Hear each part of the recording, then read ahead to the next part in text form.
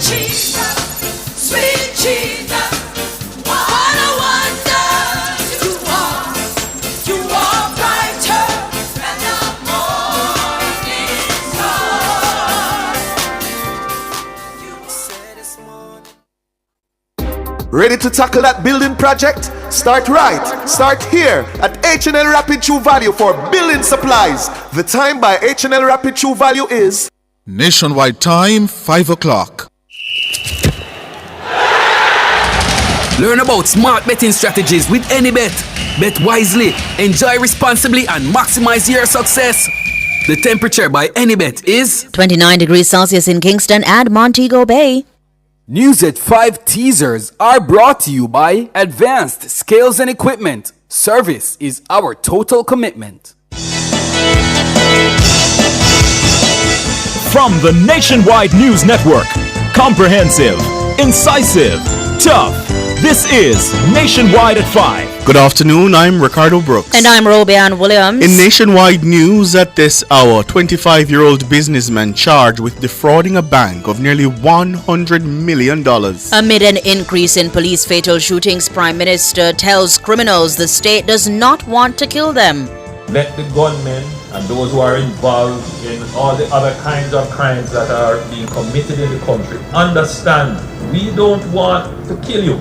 Murders in Jamaica down by 40% so far this year. The man accused of murdering Donnelly Donaldson told her mother to file a missing person report after she went missing. Climate change could dramatically reduce banana production in the region in just a few decades. In news from the rest of the world, temporary leadership of police in Trinidad remains unchanged despite the commissioner being cleared of criminal wrongdoing. A jury in New York has been shown videos of Diddy's alleged freak-off sex parties. In headline sports, Jamaica opens medal account at Pan Am Aquatics Championships in Colombia. And later in our broadcast, in the cover story at 5:35, at least 2 organizations are calling for tougher penalties for those found guilty of abusing the elderly. There are also calls for legislation to better enable seniors to direct their end-of-life wishes. Executive Chair of the CCRP, Jean Laurie Chin, and President of the Jamaica Psychiatric Association, Dr. Brian Kazara, will join us. At 6, we'll bring you a live broadcast of the JLP's Choose Jamaica, Securing Your Future Town Hall series. You'll hear from several government ministers about work being done in their respective ministries towards national development. In Public Opinion at 6:26, we'll ask, how long is too long to be inside an ABM? Give us your comments by logging on to our Facebook page, Nationwide News Network, and by tweeting us at Nationwide Radio. You can also message us on WhatsApp at 876-285-5693 or leave your comments on Instagram at Nationwide90FM. And at 8, it's Boyatings After Dark with Kareem Boyatings Weathers. All these and more as we take you home on air on your mobile, Nationwide 90 FM, Nationwide Radio, JM.com, and on the Nationwide app. It's available on the Google Play and the App Store. This Wednesday afternoon, it's Wednesday, May 14, 2025.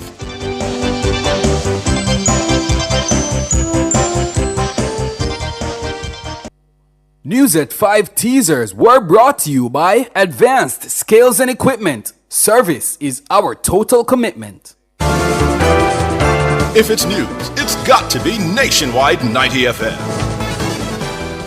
And now to the details. A 25-year-old St. Catherine businessman has been charged with defrauding a local bank of nearly $100 million. He has been identified as the operator of Original 24K Clothing Company Limited, Geraldine Hines.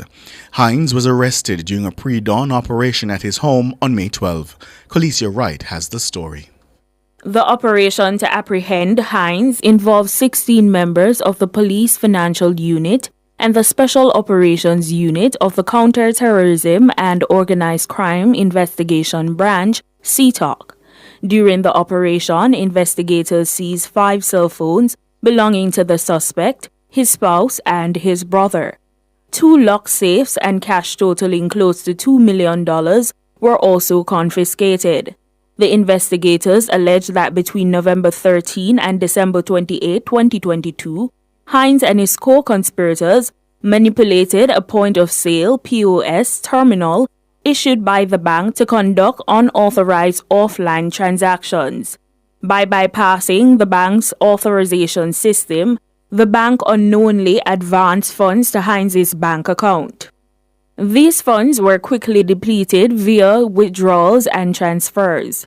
The transactions were flagged as fraudulent by intermediary banks. This resulted in chargebacks and losses to the local bank of $600,000 or just under 100 million Jamaican dollars. The POS device was issued by the bank for processing customer debit and credit card payments while online. The police alleged that Hines and his accomplices intentionally placed the machine in offline mode in order to exploit the system and commit fraud. Hines was charged with simple larceny, conspiracy to defraud, possession of criminal property, and engaging in a transaction involving criminal property. He was granted bail in the amount of $400,000 with one surety. He's scheduled to appear before the Kingston and St. Andrew Parish Court on June 10, 2025. Principal Director of Financial Crimes Investigations, Keith Darien, says instances like these show the risk fraud poses to local financial institutions. Khaleesi Wright for Nationwide News. We don't want to kill you. That's the message from Prime Minister Dr. Andrew Holness to criminals operating in the country. He says the state would much rather put their productive skills to good use.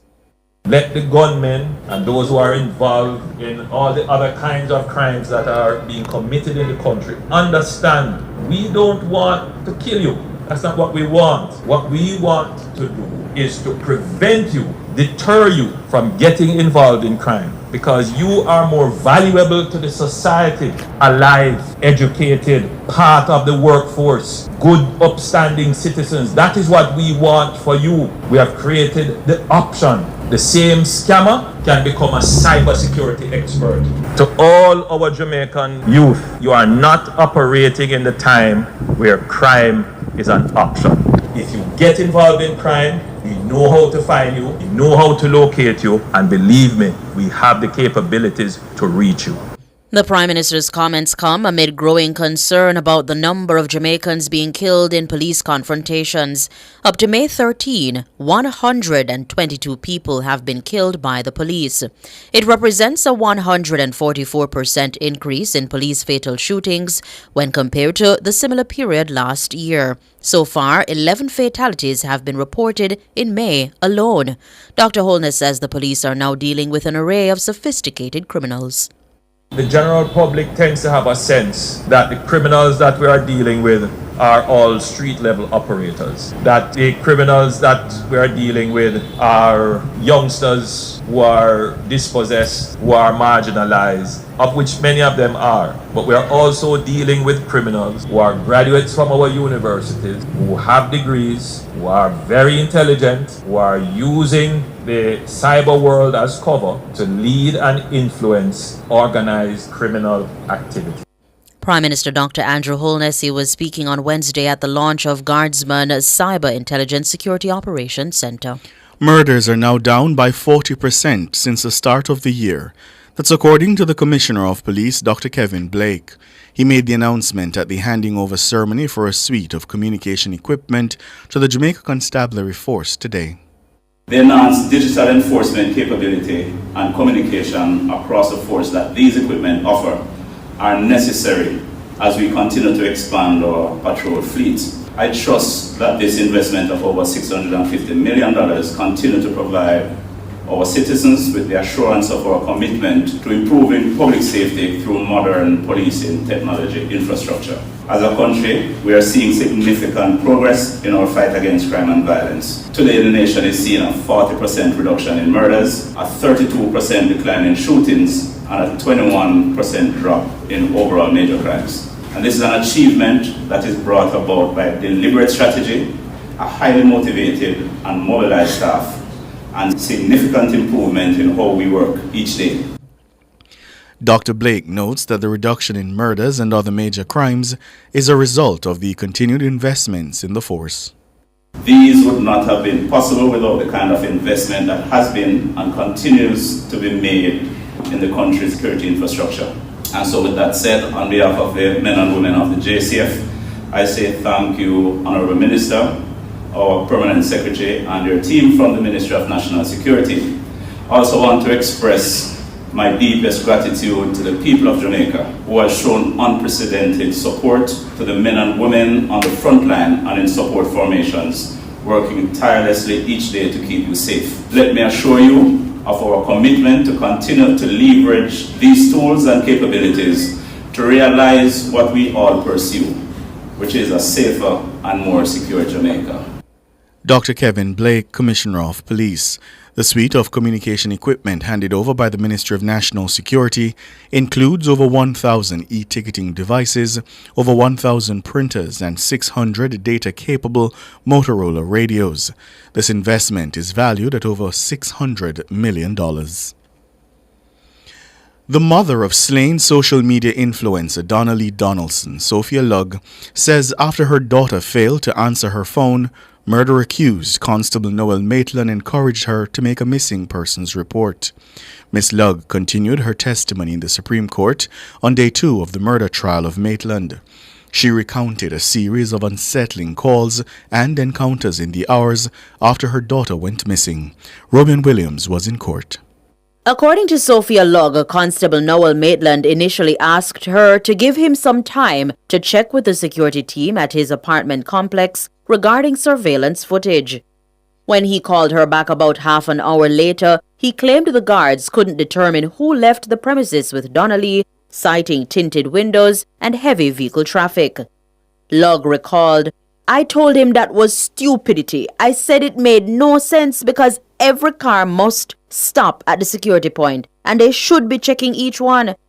Maitland promised to call her back and did so roughly 45 minutes later. This time, Lugg said he strongly urged her to go to the police, repeatedly stating, "Mom, you need to go to the police station. This is unlike Donna." Lugg said she took his words seriously and became convinced something had happened to her daughter. So, she made her way to the Halfway Tree police station with relatives. As she arrived and waited to give a statement, her phone rang again. It was Maitland, asking which station she'd chosen. She said, about 5 minutes later, he pulled up in a silver car with a female driver. She added that she recognized the woman as a JCF member she had met 2 years prior during a separate matter involving her daughter. Lugg noted that at the time the policewoman had taken a report from Donnelly and that the two had engaged in personal conversation that veered toward Maitland. Back at the station, Lugg said Maitland joined her and spoke with an inspector. When questioned by the inspector about Donnelly's whereabouts, Maitland claimed she had left his apartment shortly after 10 p.m. on July 12, 2022, but he insisted he did not know who had picked her up. Lugg said the inspector said to him, "Come better than that, man. You know better than that." During the exchange, Lugg mentioned that Donnelly's father had sent money for her from overseas, which remained uncollected at the money transfer outlet. She was called in by the police to make an official report. Maitland entered the room telling the inspector he had to leave. When told he couldn't because his statement was pending, Maitland said he would leave his number and left the station. Lugg testified, "He didn't say anything to me, but he moved very fast. His mood looked disturbed, panicked." When asked about her own state of mind at the time, Lugg simply shook her head and said, "Oh God, I was devastated." Maitland is on trial for the 2022 murder of 24-year-old Donaldson. She was last seen at his apartment on July 12 that year. Her body has never been found, but police believe she was killed that same night. Maitland is also charged with preventing the lawful burial of a corpse. The trial continues on Thursday morning at 10. Robianne Williams for Nationwide News. You're listening to the news on Nationwide at 5. We'll have more after these.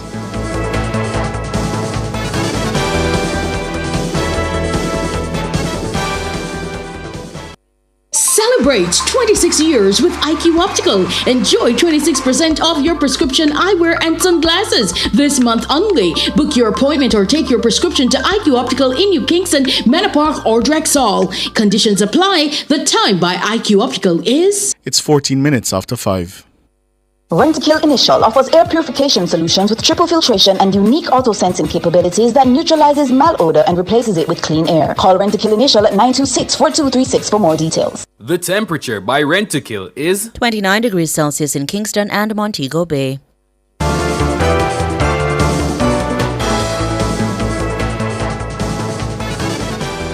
Continuing the news, the Caribbean Community of Retired Persons CCRP wants tougher penalties and better monitoring to combat the abuse and neglect of the nation's elderly. CCRP founder Jean Laurie Chin says there are several instances of elderly individuals suffering from physical and financial abuse due to their vulnerabilities. She outlined her case before a Senate Select Committee discussing the creation of an Elderly Care and Protection Act on Tuesday. Siobhan Campbell tells us more.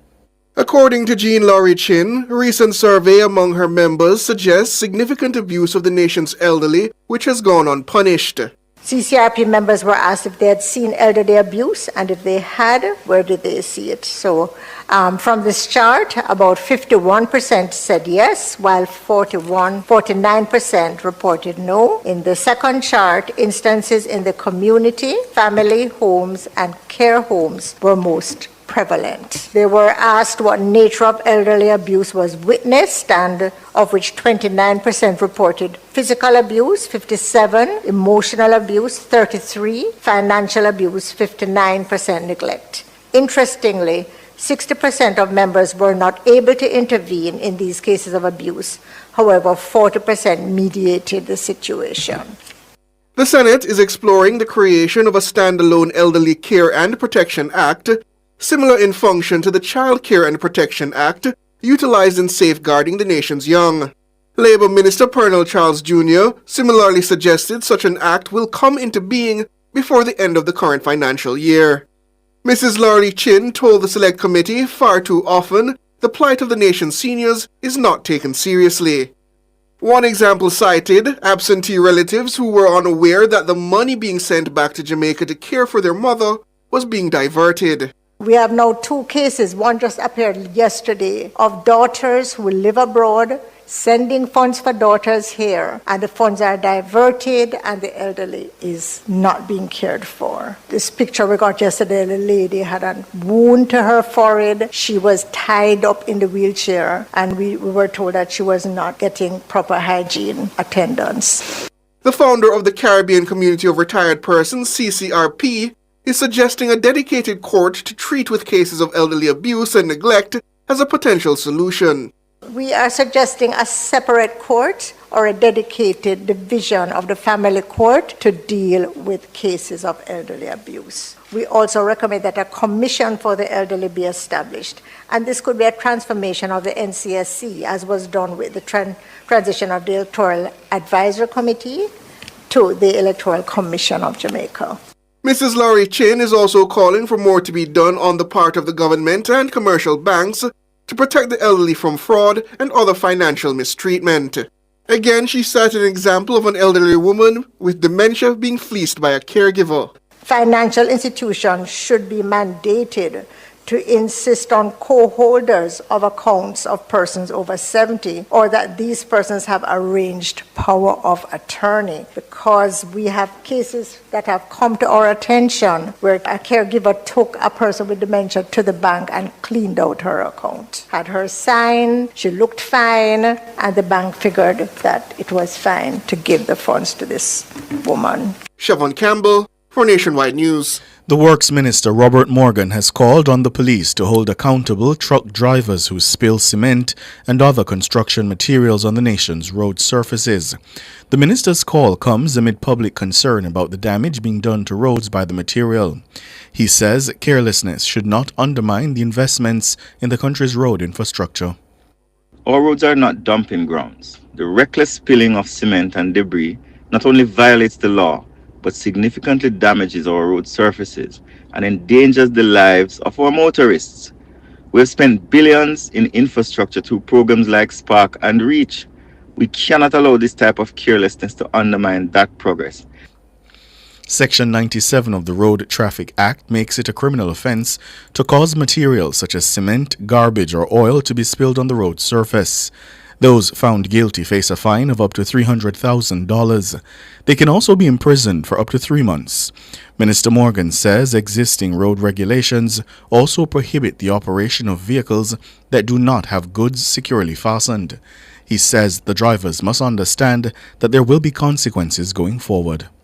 And the people are rightfully angry and frustrated as they see the destruction of our roads. I'm calling on the police to increase enforcement across the island. Truck drivers and their respective companies must know that if you damage the roads, you will be held accountable. Robert Morgan, the Works Minister. World in a Minute is brought to you by ABC Electrical Sales. We make things as easy as ABC. Hose assembly and supply, equipping Jamaica for success. And Charles O'Connor Consulting Network, COCN, driven by international accounting standards, modern technology and integrity. The World in a Minute. The leadership of the Trinidad and Tobago Police Service remains unchanged. That's according to a statement from the Ministry of Homeland Security on Wednesday. According to the ministry, Junior Benjamin will continue as Acting Commissioner of Police. It follows the directive for former Commissioner Erla Herwood Christopher to proceed on 66 days of accrued vacation leave, effective today, Wednesday. The ministry confirmed it received no instruction from the Police Service Commission of changes to Benjamin's appointment. Herwood Christopher's leave follows a high-profile investigation into her alleged involvement in the importation of 2 high-profile, that should be high-powered sniper rifles for the Strategic Services Agency. She was arrested on January 30 at her office and suspended a day later. On May 10, the country's Director of Public Prosecutions says there was insufficient evidence to support any criminal charge against Herwood Christopher. A jury in New York has been shown videos of the so-called freak-off sex parties hosted by accused music mogul Sean Diddy Combs. Combs faces charges of racketeering, sex trafficking, and transportation to engage in prostitution. The alleged freak-offs were sexual encounters with male escorts, which Combs' ex-girlfriend, Cassandra Ventura, says he demanded, paid for, and recorded. The presiding judge decided only the jurors and legal teams would be able to view the footage in court, not members of the public or the media. The video footage was shown on the second day of Ventura's testimony in the trial. Earlier, she testified that she endured abuse at the hands of Combs during the sessions. She noted that the videos of the episodes were later used as blackmail. Ventura told the court that the civil lawsuit she filed against Diddy in 2023 was settled for $20 million. The 55-year-old Combs denies all the charges. However, if found guilty, he could spend the rest of his life in prison. World in a Minute was brought to you by ABC Electrical Sales. We make things as easy as ABC. Hose assembly and supply, equipping Jamaica for success. And Charles O'Connor Consulting Network, COCN, driven by international accounting standards, modern technology and integrity. Recapping the top stories making nationwide news at this hour, 25-year-old businessman has been charged with defrauding a bank of nearly $100 million. Amid an increase in police fatal shootings, the Prime Minister tells criminals the state does not want to kill them. Murders down by 40% so far this year. The man accused of murdering Donnelly Donaldson, Constable Noel Maitland, told her mother to file a missing person report after she went missing. I'm Ricardo Brooks. And I'm Robianne Williams. And listeners, you can find the news on our website at nationwideradiojm.com and on the Nationwide app. It's available on the Google Play and the App Store. News next at 6 tomorrow morning.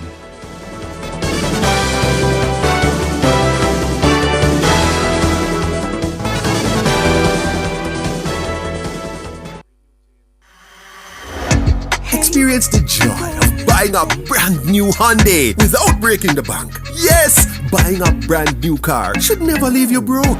From stylish designs and safety features to comfortable driving and reliability, Hyundai is the choice. Hyundai vehicles come standard with 2 years free service and 5 years warranty and roadside assistance for your peace of mind. Drive 2 years without service cost and 5 years without fear of being stranded. Hyundai. Conditions apply.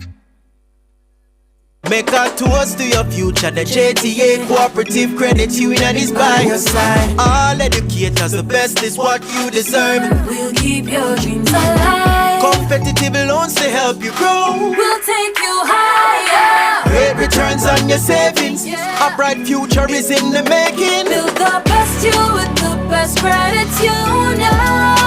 We are committed to serving you. The JTA Cooperative Credit Union, serving our members, impacting lives positively. Sports at 5 is brought to you by Total Tools. They almost always have it.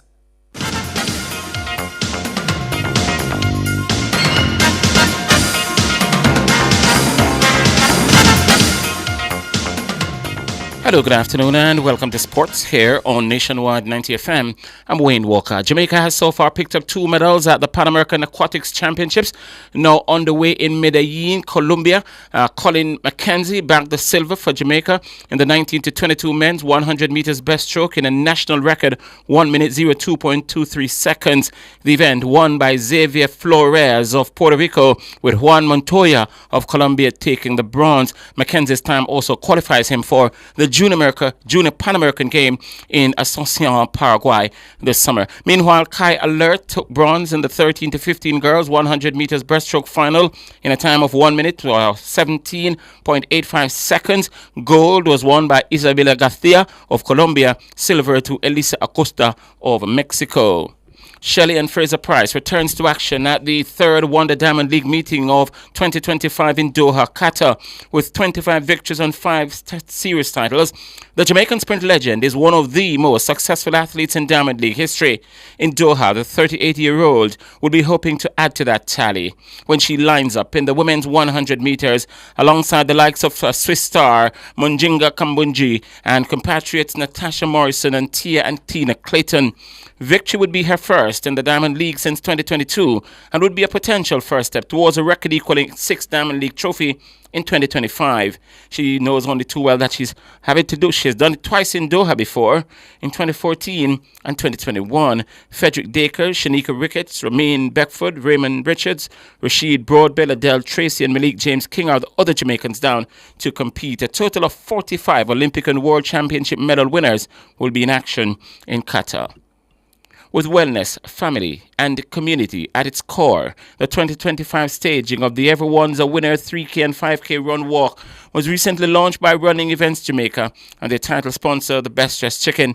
The event is slated for Hope Gardens on June 15. Proceeds from the event will go towards cataract surgeries for members of the Jamaica Society for the Blind. Race director is Alfred Francis.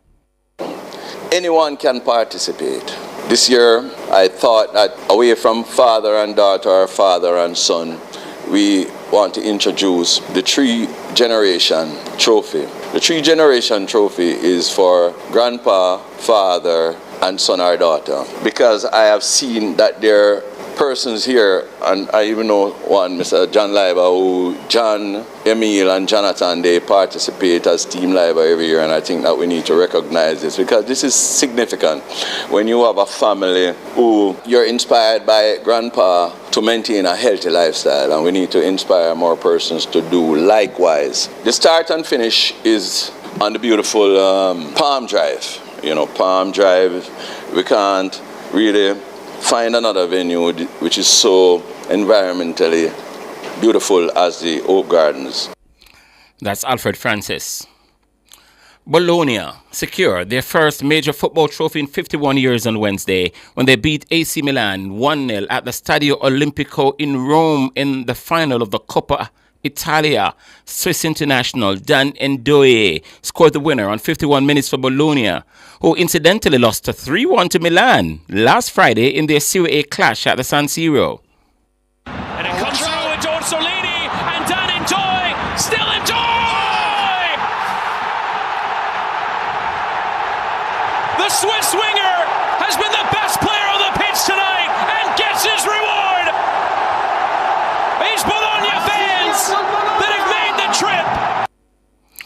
Milan are now certain to end the season trophyless. They're 8th in the Serie A with 3 games to go. They're 18 points off the lead. And finally in sports at this time, champions Real Madrid hit a stoppage time winner to beat Real Mallorca 2-1 at the Santiago de Bernabeu on Wednesday to keep their slim hopes of retaining the La Liga title alive.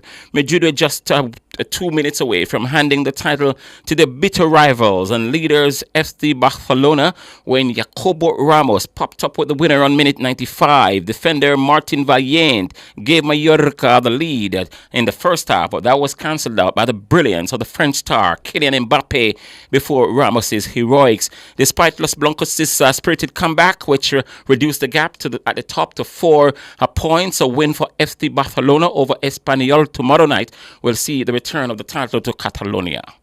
And that will do it for sports. We should be back, at 6:05 this evening with our major sportscast.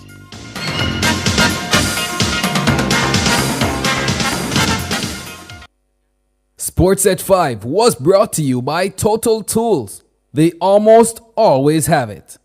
Delicious meals, poolside cocktails, right on the beach. Disconnect from your daily worries and reconnect with the one you love. There's no paradise like home. This summer, enjoy a romantic all-inclusive escape at Couples Tower Isle, Couples Sanssouci, Couples Negril, or Couples Swept Away from $295 USD per night. Take advantage of this offer today by visiting Couples Resorts at couples.com. Conditions apply. It's only 5 days. 5 days of drive-away deals with ultra-low prices on a new Mazda. Up to $2 million off or top-of-the-line Mazda. Enjoy the super comfortable CX-30 or CX-60. Step up to the new family 3-row Mazda CX-90. Level up to executive motors now and steer into incredible savings. Up to $2 million off. Don't miss out. 5 days only. Visit us now at 8 Moresco Road, Kingston, or call 92-MAZDA. Find us online at MazdaJA.com. Conditions apply. Tired of waiting for your ride? Want safety and peace of mind on every journey? Amber On Time is here! With verified drivers, real-time vehicle tracking, and panic button with armed security response, your safety is our priority. Reliable service, easy booking, premium experience, it's all just a tap away. Download Amber On Time today. It's $1 million summer with Mitsubishi. And if I reach, we go, we have to reach it. Triton, cross it to safe and easy. Expander, link up Pochi week. It's $1 million summer with Mitsubishi. L200 with space and seating comfortable. It's a Mitsubishi. Hey, it's a Mitsubishi. It's $1 million off. Them 3 ride. Features nice with the leather inside. Cool AC, everybody feel right. It's $1 million summer. $1 million summer. Conditions apply. Accelerate your career with the right ally. Mona School of Business and Management. Explore our suite of highly ranked, specialized, globally competitive graduate degrees, including our internationally accredited MBA program. At MSBM, we nurture critical thinkers and innovative leaders, placing our graduates in a league of their own. Join the community of trailblazers making an impact at home and abroad. Apply online today. Global knowledge, regional solutions.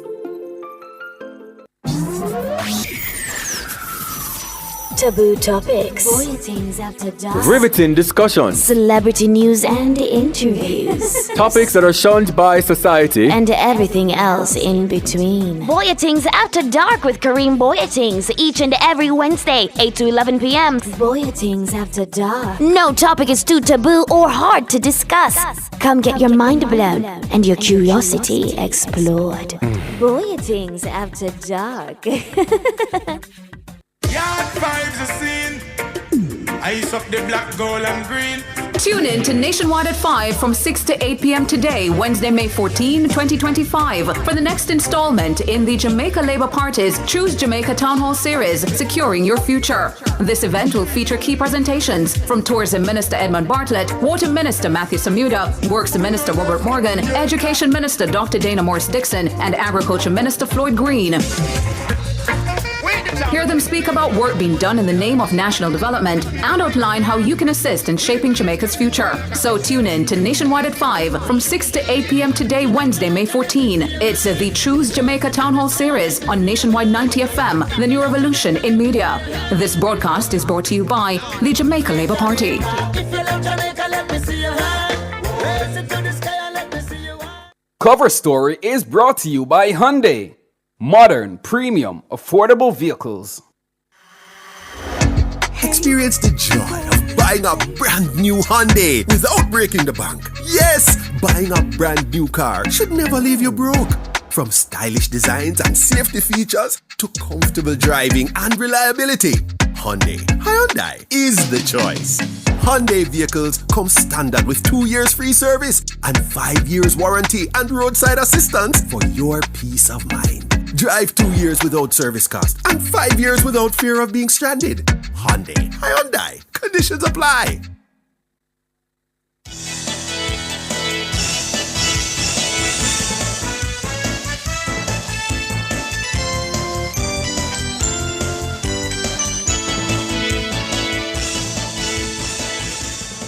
Good afternoon, listeners and viewers. It's 5:35. It's a Wednesday. Welcome to the cover story. I'm Siobhan Campbell. And my name is Sanjay Lewis. Good afternoon, Siobhan, and good afternoon to our listeners. And it's cover story time. And the Caribbean Community of Retired Persons, that's the CCRP, wants tougher penalties and better monitoring to combat the abuse and neglect of the nation's elderly. CCRP founder Jean Laurie Chin says there are several instances of elderly individuals suffering physical and financial abuse due to their financial vulnerabilities.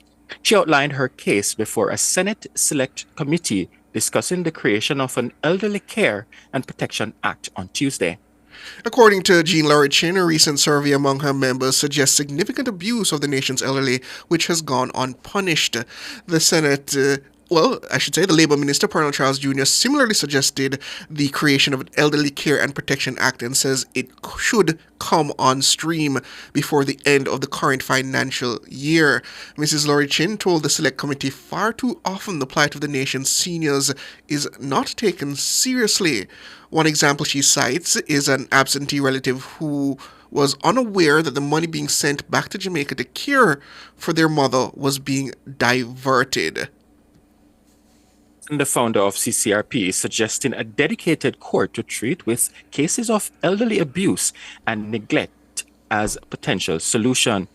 Mrs. Laurie Chin, join us now. We also are being joined by the president of the Jamaica Psychiatric Association, Dr. Brian Kazara. Good afternoon, ladies and gentlemen. Good afternoon, Siobhan and Sanjay and Dr. Zavara. And your listeners. Wonderful. Good afternoon to Thank both you so of much. you. So let me start with you, Jean Laurie Chin. You have called really for tougher penalties and greater oversight to protect the elderly. Can you explain on what kinds of abuse your members are most commonly reporting? They are reporting abuse in the home and in nursing homes as well. And in general areas, for example, at clinics and at hospitals, they do not have proper facilities to even wait in a comfortable place. And public buildings, like utility companies, banks, NIS office, there is the abuse, there's a disrespect, there is ageism. And, there are really various types of abuse, apart from physical and financial. There's emotional abuse. There's, unfortunately, sexual abuse. And, of course, abandonment that we know about, yes. And Ms. Laurie Chin, in many cases, these are covered by various statutes of laws: financial abuse, neglect, physical abuse.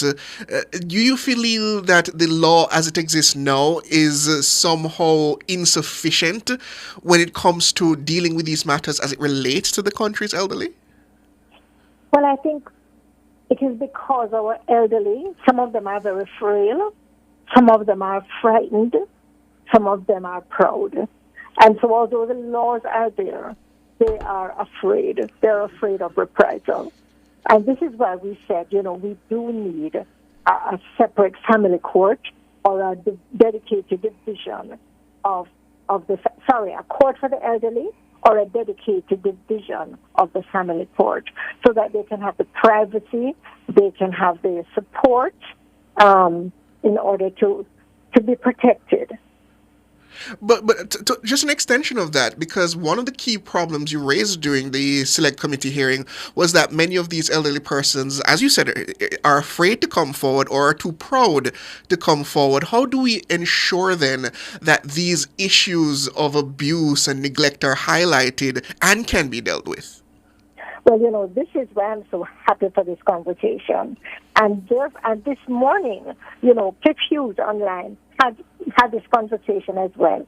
And I actually screenshot some of the comments that came up during that YouTube broadcast, because people are really now becoming aware. And I think this awareness is going to lead to greater protection, is going to, of course, lead to this legislation, because, we've been talking, everybody has been telling the 10 Commandments about honor your father and your mother, and yet this is happening.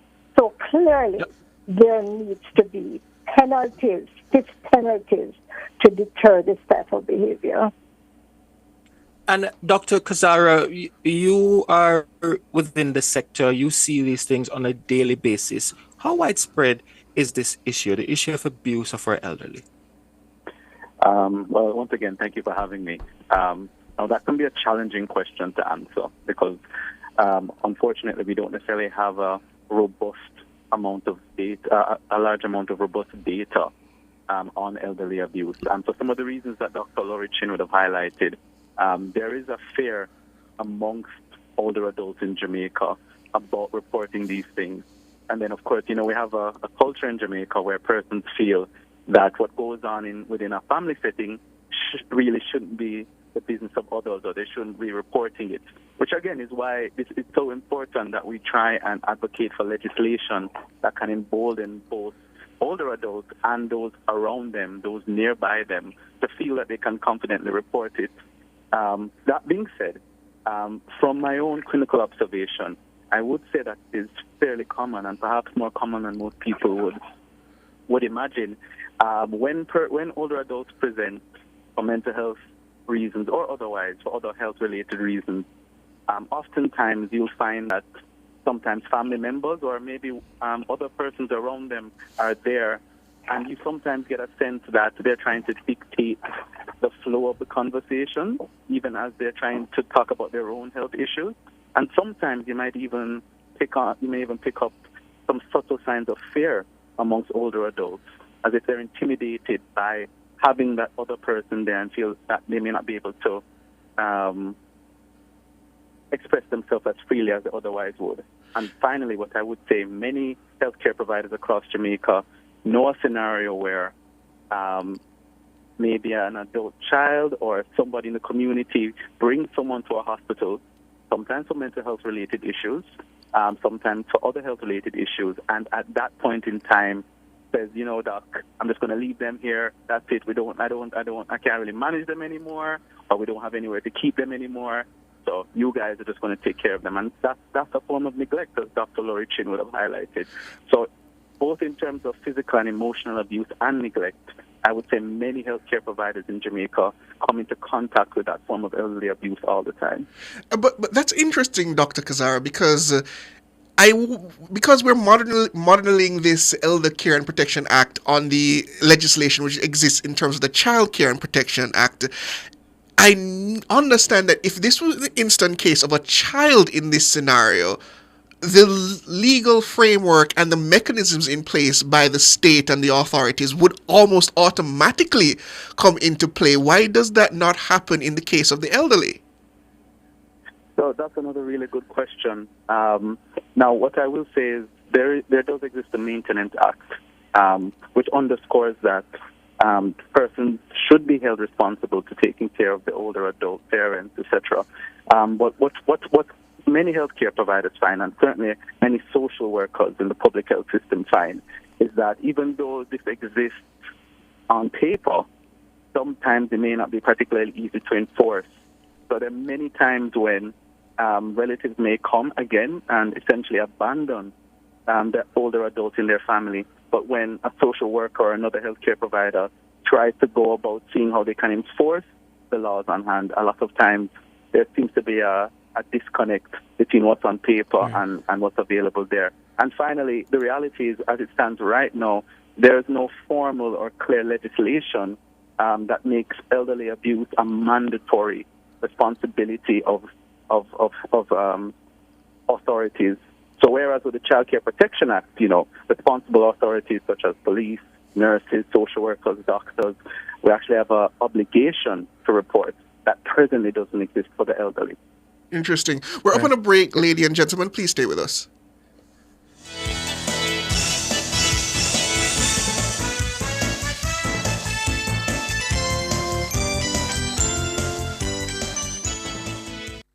Burnshack fried chicken always ready. Burnshack, original crispy. Burnshack, Cajun spicy. Burnshack, a barbecue. Burnshack, we are go a Burnshack. The temperature brought to you by Burnshack Fried Chicken in Kingston, Montego Bay, and Ochivios is... It's 29 degrees Celsius here in the capital city, Kingston, and it's the same out west in Montego Bay. Something good just got better. You now have more time to benefit from the NWC's Debt Amnesty Package, which has been extended for another 2 months. So, from now until May 31, find out if you qualify for a benefit under the amnesty. Don't delay. Let's hear from you today. Call 888-225-5692 or visit a commercial office. The NWC Debt Amnesty, a part of our bucket full of goodies.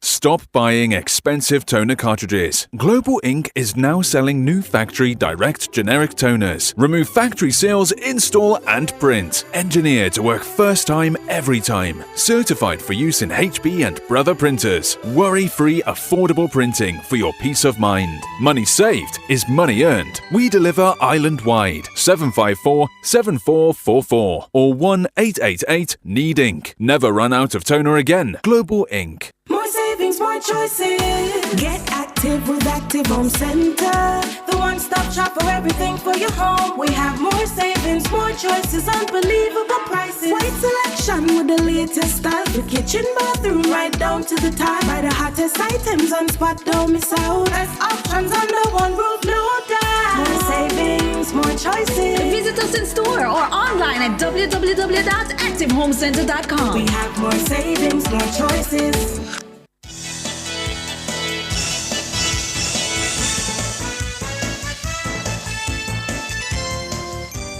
Welcome back to Nationwide at 5. We are discussing the treatment of our elderly. And we have with us the founder and executive chair of CCRP, Jean Laurie Chin, and president of the Jamaica Psychiatric Association, Dr. Brian Kazara.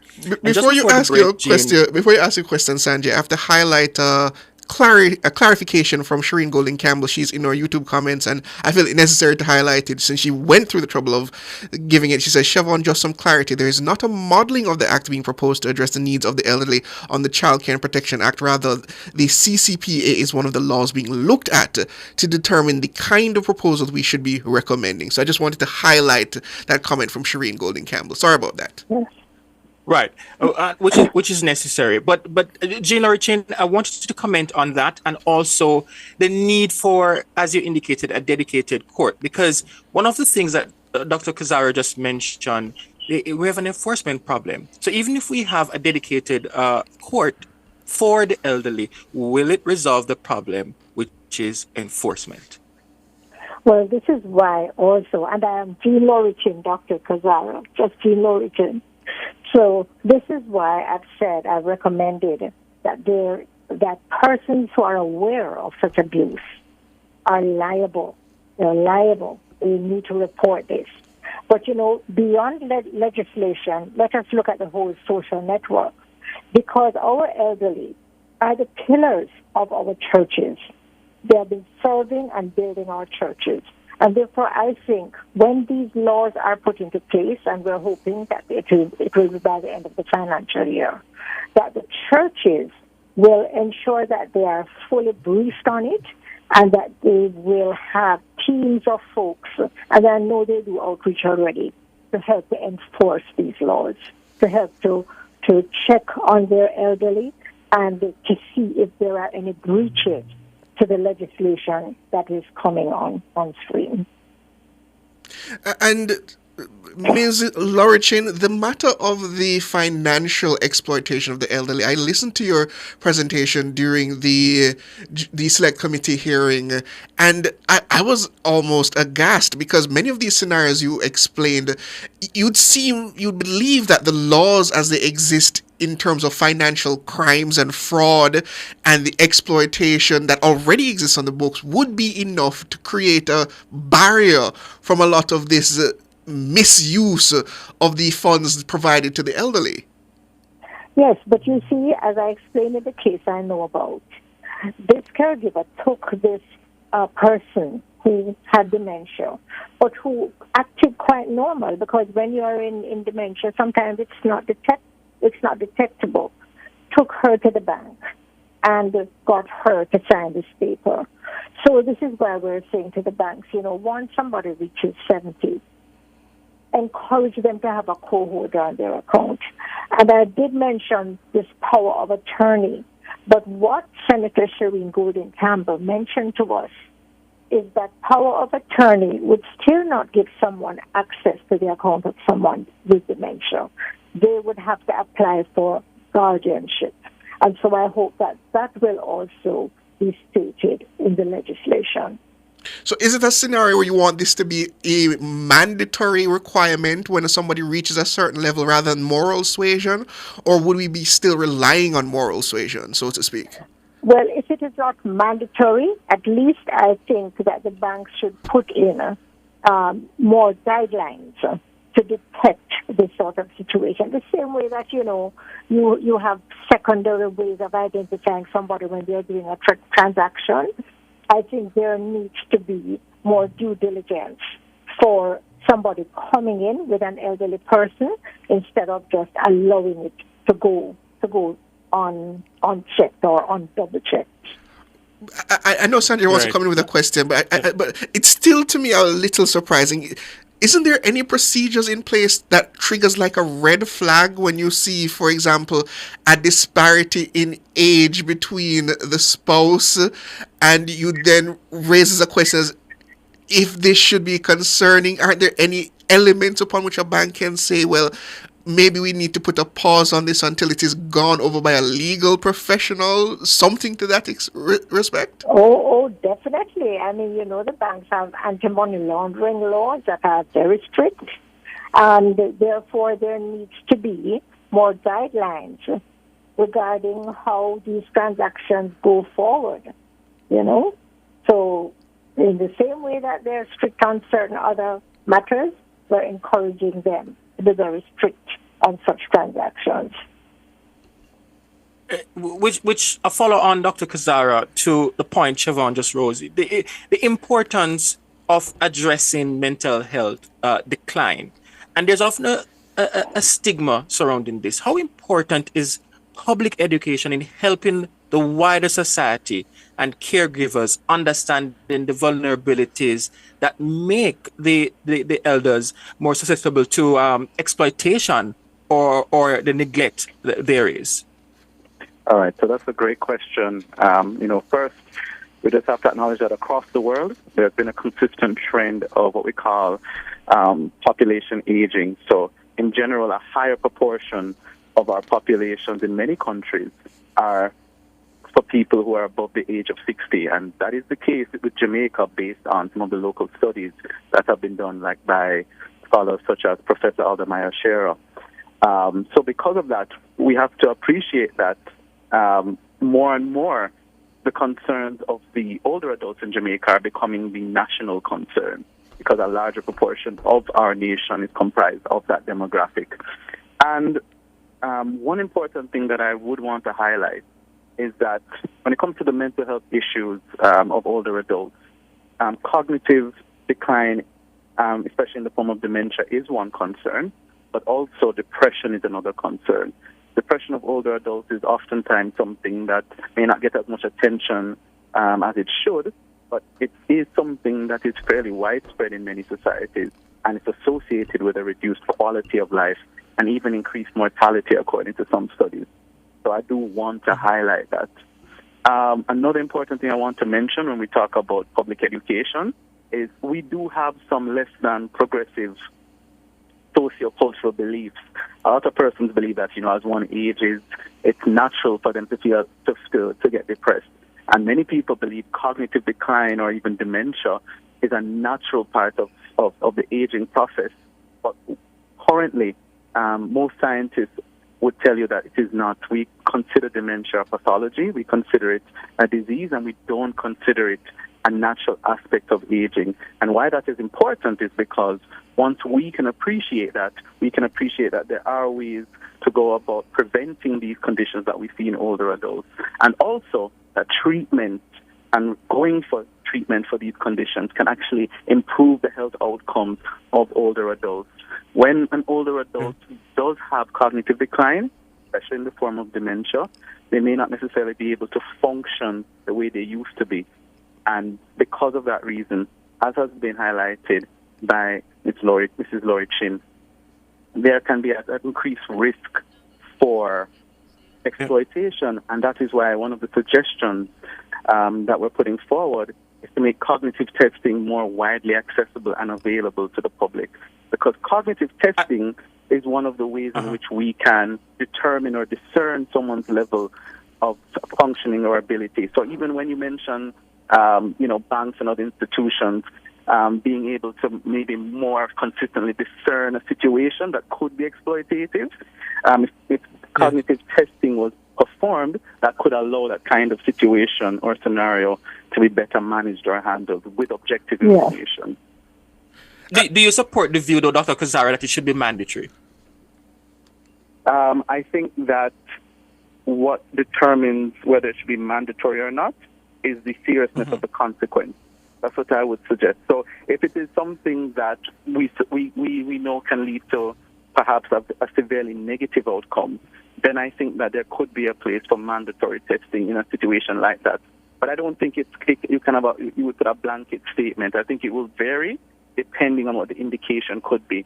And I think to determine something like that, you'd want consultation from various stakeholders from different areas, certainly from the health department, from health, from maybe areas of finance, national security, and other areas.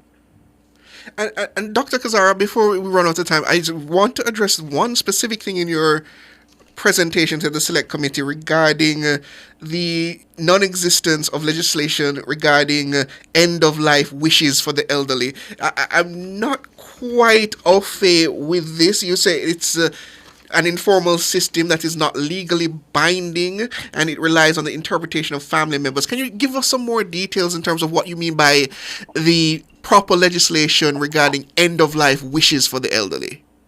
Right, that's great. So what we'd ideally want is a framework which could then make it clear as to what process should be undergone when someone wants to put forward an advanced healthcare directive. So the benefit of legislation is that it would make it very clear in a clinical scenario or other context what the process should be to determine, all right, this is exactly what the person would have wanted, or this. And because at times what happens is, as I would have mentioned yesterday, it now falls onto other persons to kind of try and figure out what it would have been or could have been. And because there may have not been a system or framework in place, there's nothing for anyone to reference. So that would be the benefit of legislation in that scenario. And what kind of scenarios are we referring to? So, for example, like the continuation of life support. What are the areas where this would be utilized? So that's a good example. That's a great example. So, for instance, the continuation of life support. If there was a kind of framework in place for one to determine how they would want to go about it or how we can organize that kind of decision or the process to do so, then it would be much easier when the time comes and the person may no longer be able to communicate ably what they would want. We'd be able to have a process to just clear that up. So, yes, that's an example there. But we're almost out of time, but I find this fascinating. How would that, though, mesh with Jamaican laws as they exist today in terms of how we deal with issues such as the continuation of life support when someone is considered, I suppose, a vegetative state or brain dead or in a extended coma, these types of matters? Is the wish of the the person in question taken into consideration, or is there a other legal framework that deals with it? May I make a comment on this, Siobhan? Go ahead, please. Go ahead. You know, there is such a thing in the U.S., and it's legal. It's called a living will. And that person can write down how they would like to be taken care of, how they should be treated when they're ill, should they be resuscitated. They have this thing called do not resuscitate. And even, you know, what their final, the final funeral plans are like. So all of this, as a matter of fact, I got a copy of it. It's 4 different sheets dealing with caregiving, dealing with health, dealing with legal situations, dealing with hospital, etc. It's called a living will. And, you know, I think I'm going to share those documents with the Special Select Committee of the Senate, because it is absolutely legal in the U.S. And how does that apply here in Jamaica in terms of legality? That is a part of the question. There is no legislation now, but I think it could be included in the legislation, so someone can say, if one day I am found to be having dementia and I'm not able to make decisions for myself, this is how I would like to be managed. Maybe I want to be managed at home, or maybe I want to be managed at a particular facility. You know, all of this is in that living will format. Understood. Thank you so much. I'm getting the wrap-up signal.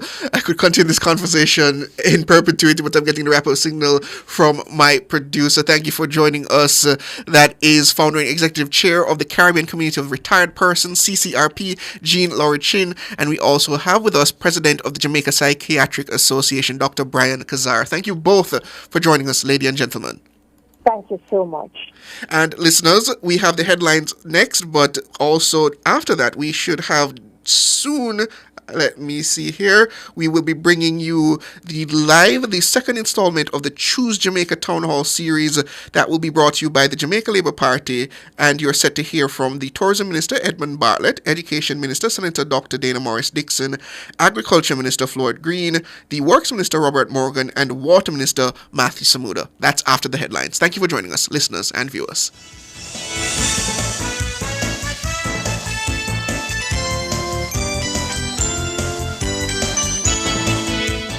Cover Story was brought to you by Hyundai. Modern, premium, affordable vehicles.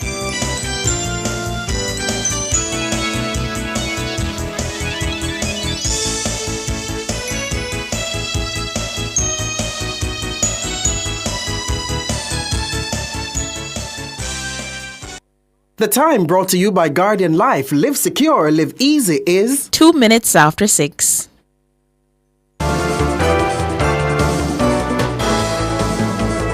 Nationwide headlines at 6.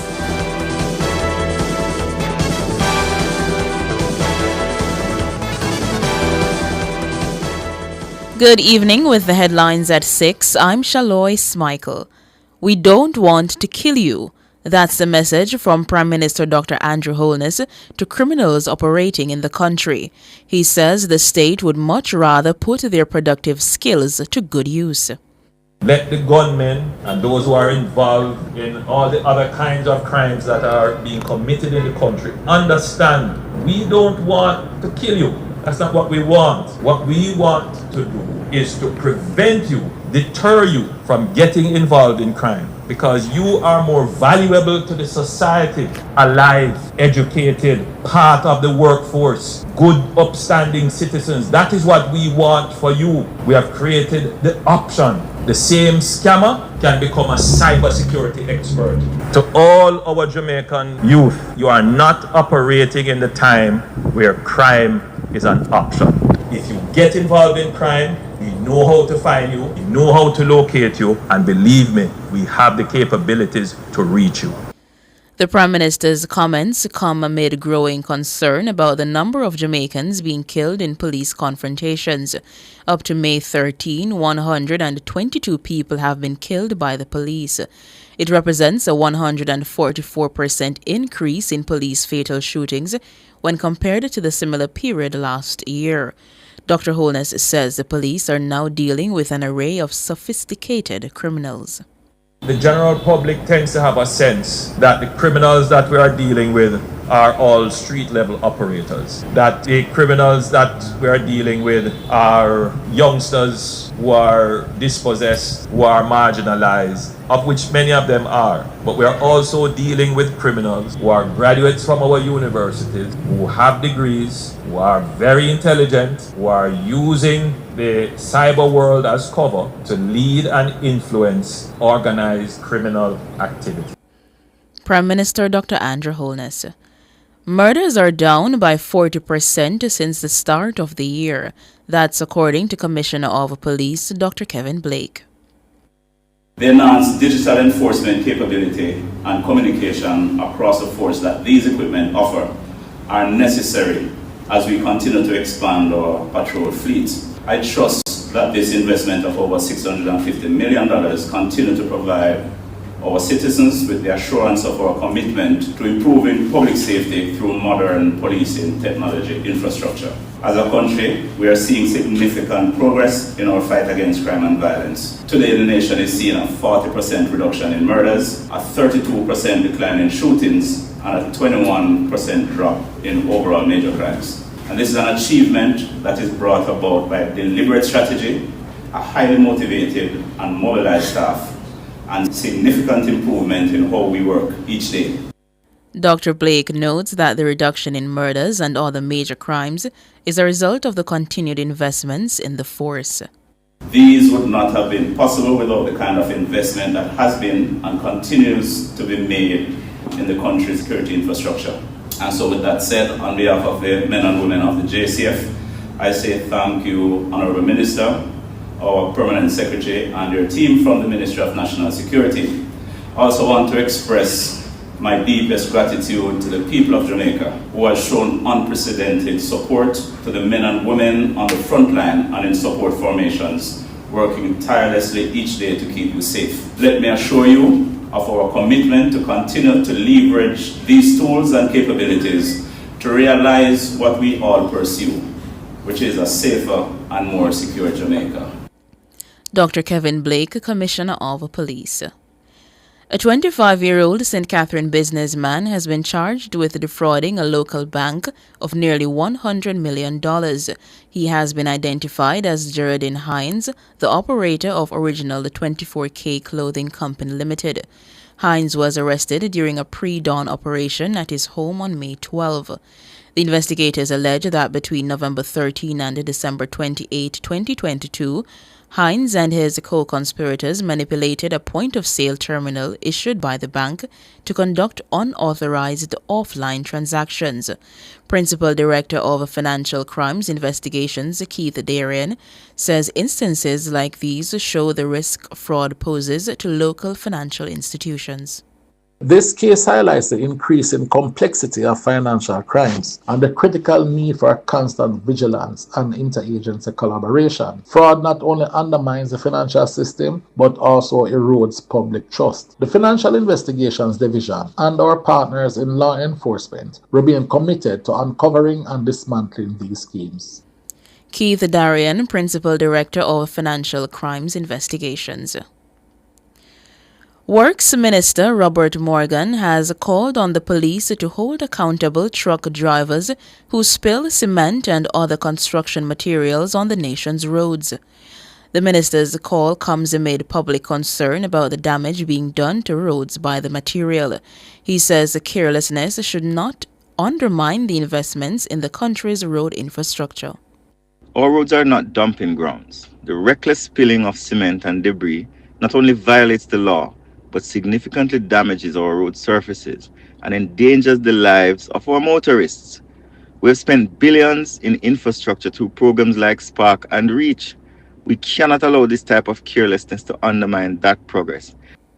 Section 97 of the Road Traffic Act makes it a criminal offense to cause materials such as cement, garbage, or oil to be spilled on the road surface. Those found guilty face a fine of up to $300,000. They can also be imprisoned for up to 3 months. Minister Morgan says existing road regulations also prohibit the operation of vehicles that do not have goods securely fastened. And the people are rightfully angry and frustrated as they see the destruction of our roads. I'm calling on the police to increase enforcement across the island. Truck drivers and their respective companies must know that if you damage the roads, you will be held accountable. Robert Morgan, Works Minister.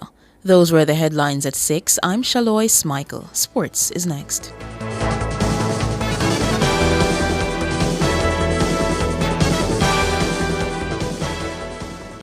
Suzuki, I give you deals on deals. So here's the deal. Purchase a Suzuki XL7 Jimny 5-door Bronx or Grand Vitara from as low as $4.89 million and enjoy huge savings of up to $500,000 off on select models. Plus 5 years warranty, free vehicle tracking, and 2 years free scheduled servicing. No, that's a deal. Offer valid at Stewart's Automotive Group, Southgate Road, Kingston, and Iron Trauma Bay. Stop by for a test drive. Follow Suzuki Jamaica for more details. Conditions apply. Suzuki, I give you deals on deals.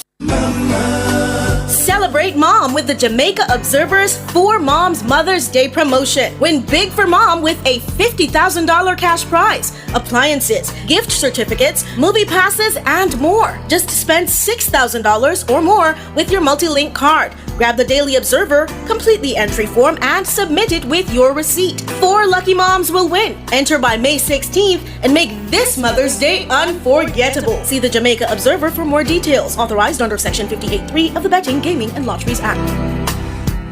The Excelsior Community College 5K Run Walk is set to take place on Saturday, May 24, 2025 at 7 a.m. starting at the main campus, 137 Mountain View Avenue. This event is part of our 50th anniversary legacy project, and proceeds are in aid of providing financial assistance for students in need. Run with purpose, walk for change. Every step you take helps pave the way for a student's future. Register now by visiting our website www.ecc.edu.jm. Excelsior Community College, 50 years strong and still moving forward.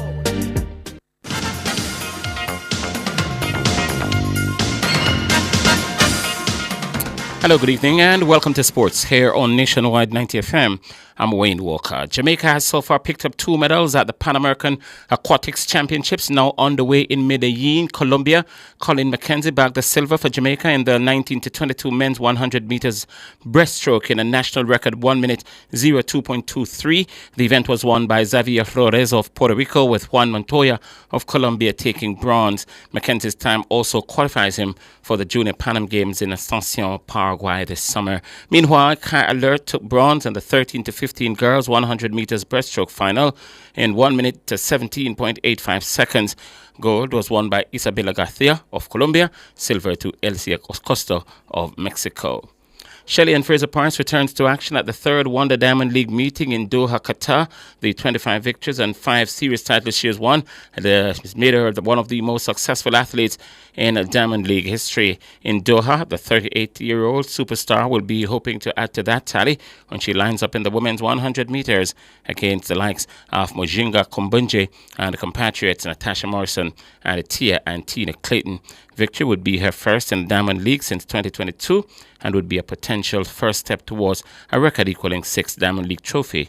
She knows how to do it. She's done it before, 2014 and 2021 in Doha. Frederick Dakers, Shanika Ricketts, Romaine Beckford, Raymond Richards, Rashid Broadbell, Adele Tracy, and Malik James King are the other Jamaicans down to compete. A total of 45 Olympic and World Championship medalists will be in action at the meet. With wellness, family, and community at its core, the 2025 staging of the Everyone's a Winner 3 and 5K Run Walk was recently launched by Running Events Jamaica and their title sponsor, The Best Dressed Chicken. The event is slated for Hope Gardens on June 15. Proceeds for the event will go towards a cataract surgeries for members of the Jamaica Society for the Blind. Race director is Alfred Francis. Anyone can participate. This year, I thought that away from father and daughter or father and son, we want to introduce the 3-generation trophy. The 3-generation trophy is for grandpa, father, and son or daughter, because I have seen that there persons here, and I even know one, Mr. John Leiber, who John, Emil, and Jonathan, they participate as Team Leiber every year, and I think that we need to recognize this because this is significant. When you have a family who you're inspired by Grandpa to maintain a healthy lifestyle, and we need to inspire more persons to do likewise. The start and finish is on the beautiful Palm Drive. You know, Palm Drive, we can't really find another venue which is so environmentally beautiful as the Oak Gardens. That's Alfred Francis. Bologna secured their first major football trophy in 51 years on Wednesday when they beat AC Milan 1-0 in the Coppa Italia final at the Stadio Olimpico in Rome. Swiss international Dan Endoi scored the winner on 51 minutes of Bologna, who incidentally lost 3-1 to Milan last Friday in their Serie A clash at the San Siro. And it comes through with Orsolini and Dan Endoi, still Endoi! The Swiss winger has been the best player on the pitch tonight and gets his reward. It's Bologna fans that have made the trip. Milan are now certain to end the season trophyless. They are 8th in the Serie A with 3 games to go, and they are 18 points off the lead. Champions Real Madrid hit a stoppage time winner to beat Real Mallorca 2-1 at the Santiago Bernabeu on Wednesday to keep their slim hopes of retaining the La Liga title alive. Madrid were just 2 minutes away from handing the title to leaders and bitter rivals FC Barcelona when Jacobo Ramos popped up with the winner on minute 95. Defender Martin Valien gave Mallorca the first half lead, but that was cancelled out by the brilliance of the Frenchman Kylian Mbappe before Ramos' heroics despite Los Blancos' spirited comeback, which reduced the gap at the top to 4 points. A win for Barcelona at Espanyol tomorrow night will return the title to Catalonia. Veteran cricket commentator Joseph Rex Pereira is questioning whether or not Shafane Rutherford and Romario Shepherd will be available for the West Indies tour of England and Ireland. Rutherford is contracted by Gujarat Titans and Shepherd, the Royal Challengers Bengaluru in the Indian Premier League. The IPL final was scheduled for May 25. It now has been pushed to June 3 after the league was suspended amidst rising cross-border tension between India and Pakistan. Royal Challengers Bengaluru set to face Kolkata Knight Riders when the IPL resumes on May 17, while the Titans will go up against Delhi Capitals on May 18. Pereira says there needs to be clear indication that the players will join the squad on the tour. Well, it's really up in the air to know who left, who will return, and where did Rutherford and Shepherd, did they go to Dubai and await the peace deal between Pakistan and India? The team has, of course, gone to England, and I'm sure that Coach Darren Sammy would like to have both Rutherford and Shepherd there to start the tour. On the other hand, they have signed contracts. The ICC ruling, I think, is in favor of the West Indies board. The players themselves may have an opinion. So it's a matter of waiting to see how the restart will affect players in the case of Shepherd and Rutherford. Joseph Rex Pereira. West Indies head coach Darren Sammy believes the key to the region's return to global cricketing dominance lies in the hands of its talent scout. Sammy says the desire to reign once more on the international stage must begin with a clear, aligned pathway starting at regional cricket with the expertise of Jamal Smith and Avinash Sitaram. They showed the talent IDs what is required to be on par with the rest of the world. The 3-day workshop held from May 8 to 10 during the West Indies Breakout League brought together 6 territorial talent identifiers from across the Caribbean. They were joined by Sammy and key high-performance personnel, including high-performance manager Dwayne Gill, senior talent manager Jamal Smith, with a Cricket West Indies performance analyst Avinash Sitaram there as well. Sammy described the initiative as a critical move by Cricket West Indies to align the principles of the international team with talent development at the grassroots and territorial levels. Over the course of the workshop, the TTIs engaged in sessions designed to deepen their understanding of the data, planning and tactical frameworks that guide West Indies team selection. Sammy said that the sessions offered a clear template for TTIs to adopt in their home territories. And finally, in sports at this time, 21-year-old American Coco Gauff defeated the Russian teenager Mira Andreeva in straight sets to march into the semifinals of the Italian Open. Gauff, who breezed past Brit Emma Raducanu on Monday, continued her impressive run on clay with a 6-4, 7-6 victory against the 7th seed Andreeva. Gauff is now guaranteed to become the new world's number 2 when the rankings come out on Monday. She'll overtake Poland's Iga Swiatek. Gauff will now face the top seed Irina Sabalenka, who beat her in the final of the Madrid Open this month, or China's Zheng Wen in the last 4. Former French Open finalist Gauff has hit a rich vein of form on clay, winning 9 of her past 10 games. Andreeva let her frustration boil over at 3-3 in the opening set, hurling her racket to the floor and waving angrily at her team after sending a forehand into the net. The 18-year-old recovered to break back immediately as Gauff opened up a 5-3 lead, but she was unable to hold serve again as her opponent wrapped up the set. She looked in danger of letting the match slip away at the start of the second, dropping serve before gaining her focus to fight back and force a tiebreaker. However, it was a 2023 US Open champion who edged it as Andreeva sent a backhand long to give Gauff victory after 1 hour and 42 minutes. That's sports.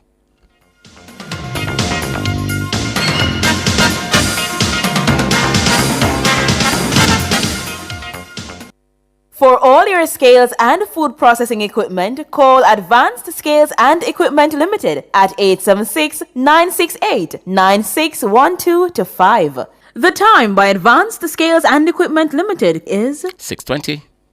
Charles O'Connor Consulting Network, COCN, is a financial reporting firm that delivers accounting and compliance services on time. Call us today at 876-908-0486-7. Email us at clientservices@cocnjamaica.com or visit our website at www.cocnjamaica.com. COCN, driven by international accounting standards, modern technology and integrity. Enough power tool, big to small. Jackama figure dig the wall. Our Total Tools. Weed whacker figure trim the lawn. We have everything a job demand. Total Tools. We rent them, sell them and fix them. Also give Total Tools a call. When I say home improvement, landscape construction, a Total Tools are your option. Home improvement, landscape construction, Total Tools are your option. Total Tools located at 102 Main Street, Ocho Rios, 34 Slipe Road, Kingston, and Lot C6 Jacksaw, Sentence Bay. Call us today.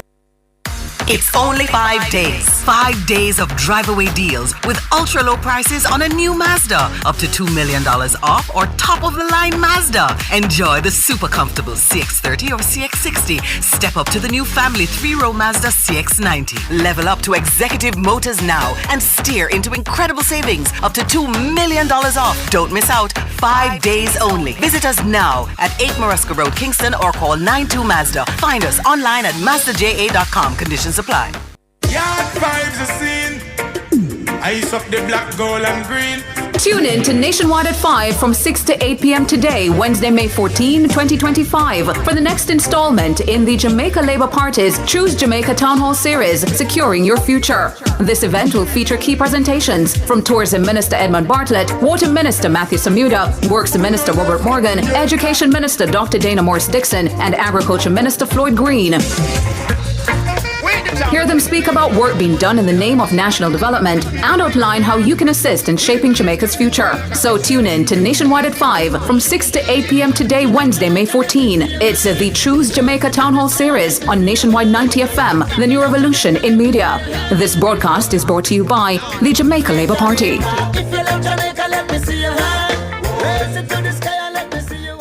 Public Opinion is brought to you by Cleasing Industrial Supplies Limited. Industrial automation and control solutions.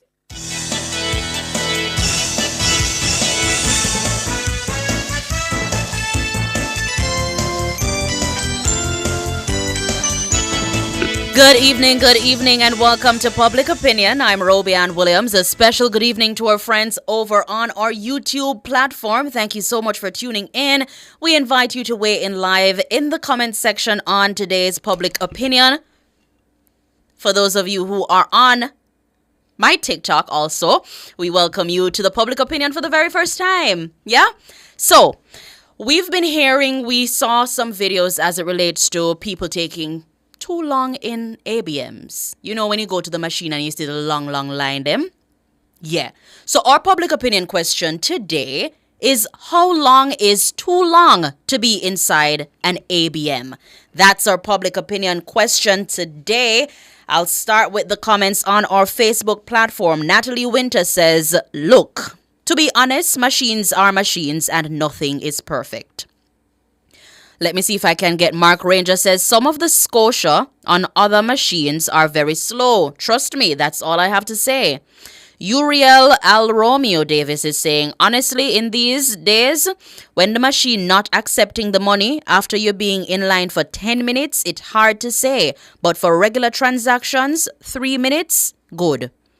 Othniel Blair also saying that 3 minutes, if you're having issues, come out and give someone else a go. That not bad, that not sound bad at all. Come out and make somebody else try. Yeah, Michelle Bernard is saying it varies, depends on the business you're doing. Because remember, you have several business being done in the ABM. You cannot draw money, you cannot check your balance, you cannot do deposit, and then sometimes the machine will take the deposits. So, yeah, you have several things happening. According to Herman Hyatt on TikTok, she's saying 2 minutes is a good time. Longer than that, a robbery about to happen. Wow. And we not keep no joke with them something, you know, because yeah, we ain't keeping no jokes with that. Jillian Neal is saying 3 minutes. Let me see if I can scroll up to see Fatherly News Media saying 3 minutes. But if you go over 65, if you're over 65, then maybe 7 to 8 minutes. That's from Fatherly News Media. Earn Guru is saying 5 minutes max. Yeah. For Rosalie is saying it should take 5 minutes, no more. Ray also saying that 5 minutes is too long. Yeah. Andrea saying 3 minutes. Let me see if I can get in a few more. Christopher is saying 6 minutes is too long. There's no reason for you to be in the ATM for 6 minutes. Yeah. Over 3 minutes saying Lord Yaru. How long is too long to be inside an ABM? That's the public opinion question this evening. Audley Phillip on Facebook is saying the trouble is banks put ATM cards in the hands of people who really don't know how to use them. So whenever they go into the ATM cubicle, they fiddle around and waste time. True, there are some who don't know how to use the ATM. And whenever I see it like that, I help people. And you know, some people might be skeptic because of money them I deal with. I help people. Whenever I go to the ATM and I see like the older people, elders, I help. If it is that they ask me for help, sure, I'll help. Shins for Life Law is saying it's less than a minute to put in your card and PIN. Less than a minute for the money to come out. And less than a minute to walk out. Cheryl Griffiths is saying that 10 minutes is way too long. Let me see on TikTok, CM over here saying that deposit takes more time. Yeah? Rosalie is saying, I'm a senior from Lucy, Hanover. How much minutes you spend, Rosalie? How much minutes you spend in an ATM? Yeah? Peter Parker saying 2 minutes should be enough, but people do deposits and it may take up to 10 minutes. Yeah? Let me see if I can get in a few more. Soon come over YouTube. Ron JM saying 2 minutes is too long. Yeah? Rasta you, Jamaica banking system is like them here you have to carry a bed with you. Wow. I once saw a very funny video of this. She does comedy, like she does videos, right? I don't remember her name at this point in time. Where she go in at the ATM and she sleep, she eat, she do all kind of things in the ATM with the long line out the door. But how long, people? How long is too long to be inside an ABM? I'll go to the comments over on our YouTube platform, so my TikTokers bear with me.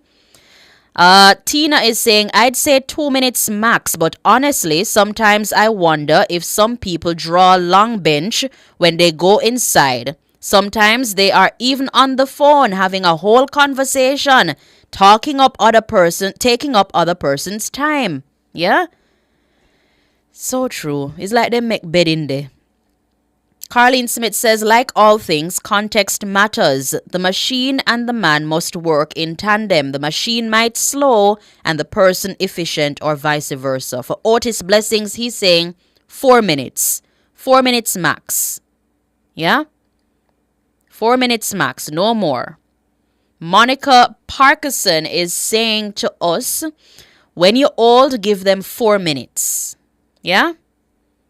Anne-Marie Walker on TikTok saying it takes a longer time to deposit cash. And sometimes, like I said earlier, you may be depositing and the machine not take the money. So we do understand that. But me not think people will spend 12 minutes in an ATM. How much minutes you spend in an ATM, Bugs? Max. Yeah, probably like 2 minutes. So Peter Parker saying 2 minutes for the sake of the system and the operation. Let me see if I can get in some more of the comments. Easy Guy on YouTube saying 3 minutes unless you do lodgement. David Nebar says in and out. And he's also saying the ATM machine is not a bathroom. Yeah? It's not a bathroom. I don't know. Maybe because people go in there and stay long. You know, maybe sometimes people stay long in the bathroom when you're waiting. Maybe. Yeah.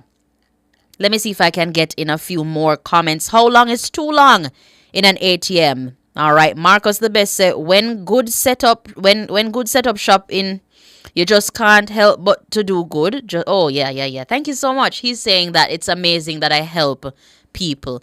And I feel like we young people should, like if you go to the machine and you're seeing someone struggling and fiddling, help them. Yeah?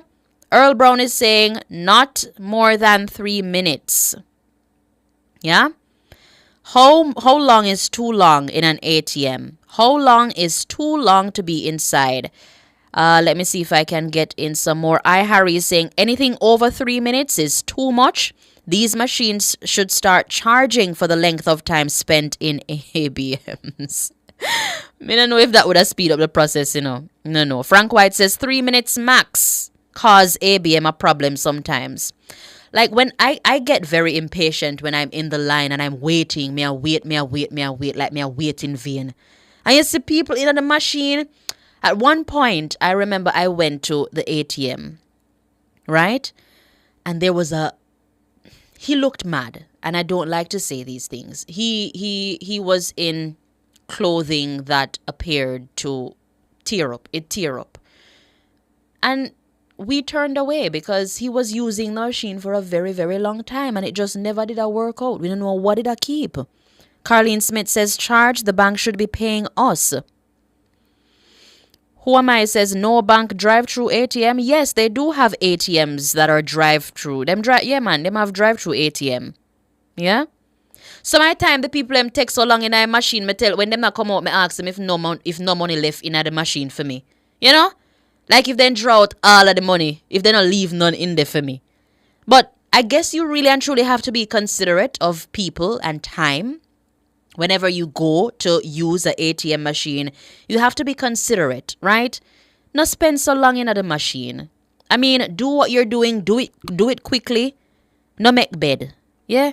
Kevin Lee says money don't like haste or noise, so we'll take as long as I want. Oh my. Kirk is questioning why people use the ATM. I do everything online or swipe the card. Yeah? I know, Dennis Barnaby, that not everybody is tech savvy, and that is why when you see people help people, me know money and people might skeptic and say, oh, them no want you help with money because them no want you take no money. Nora, how long you spend in a machine? All right, so Nora, Ricardo, and Abby around the newsroom. They're on the TikTok. They're saying I should big them up. Guys, on the radio every day still, Yeah. So thank you so much, guys, for participating in this public opinion. Just be considerate when using the ATM machine, yeah?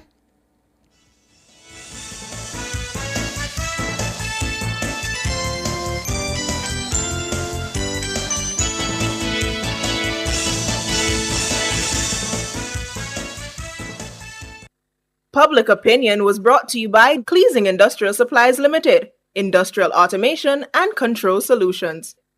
Drive the most exciting new vehicles in Jamaica. Schedule your 2024 Ford Ranger pickup or Ford Everest 7-seater SUV test drive now. Call or visit KIG today. The time by KIG is 6:34.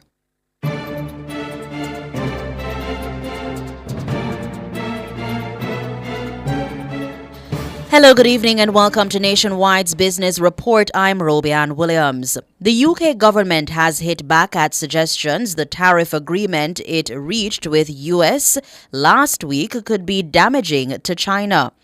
It said there was no such thing as a veto on Chinese investment in the deal. The UK-US agreement rode back on big hikes in tariffs on metals and cars imposed by President Donald Trump. But it also included conditions requiring the UK to promptly meet US demands on the security of the supply chains of steel and aluminum products exported to America. Beijing fears this could see it being excluded from supplying US-bound goods to the UK, telling the Financial Times it was a basic principle that bilateral trade deals should not target other countries. In the currency markets at the close of trading today, it cost 159 Jamaican dollars and 91 cents to buy $1 US, 211 Jamaican dollars and 63 cents to buy $1 British pound, and 115 Jamaican dollars and 94 cents to buy the Canadian dollar. That's the business report. I'm Robianne Williams. Good evening.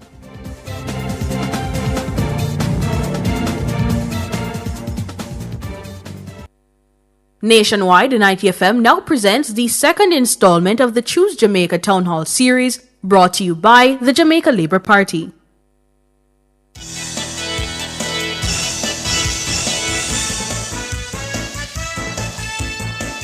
Invite the presence of the Lord. So this evening, I have the pleasure of inviting Miss Kenna Dodd, who will be delivering the prayer this evening.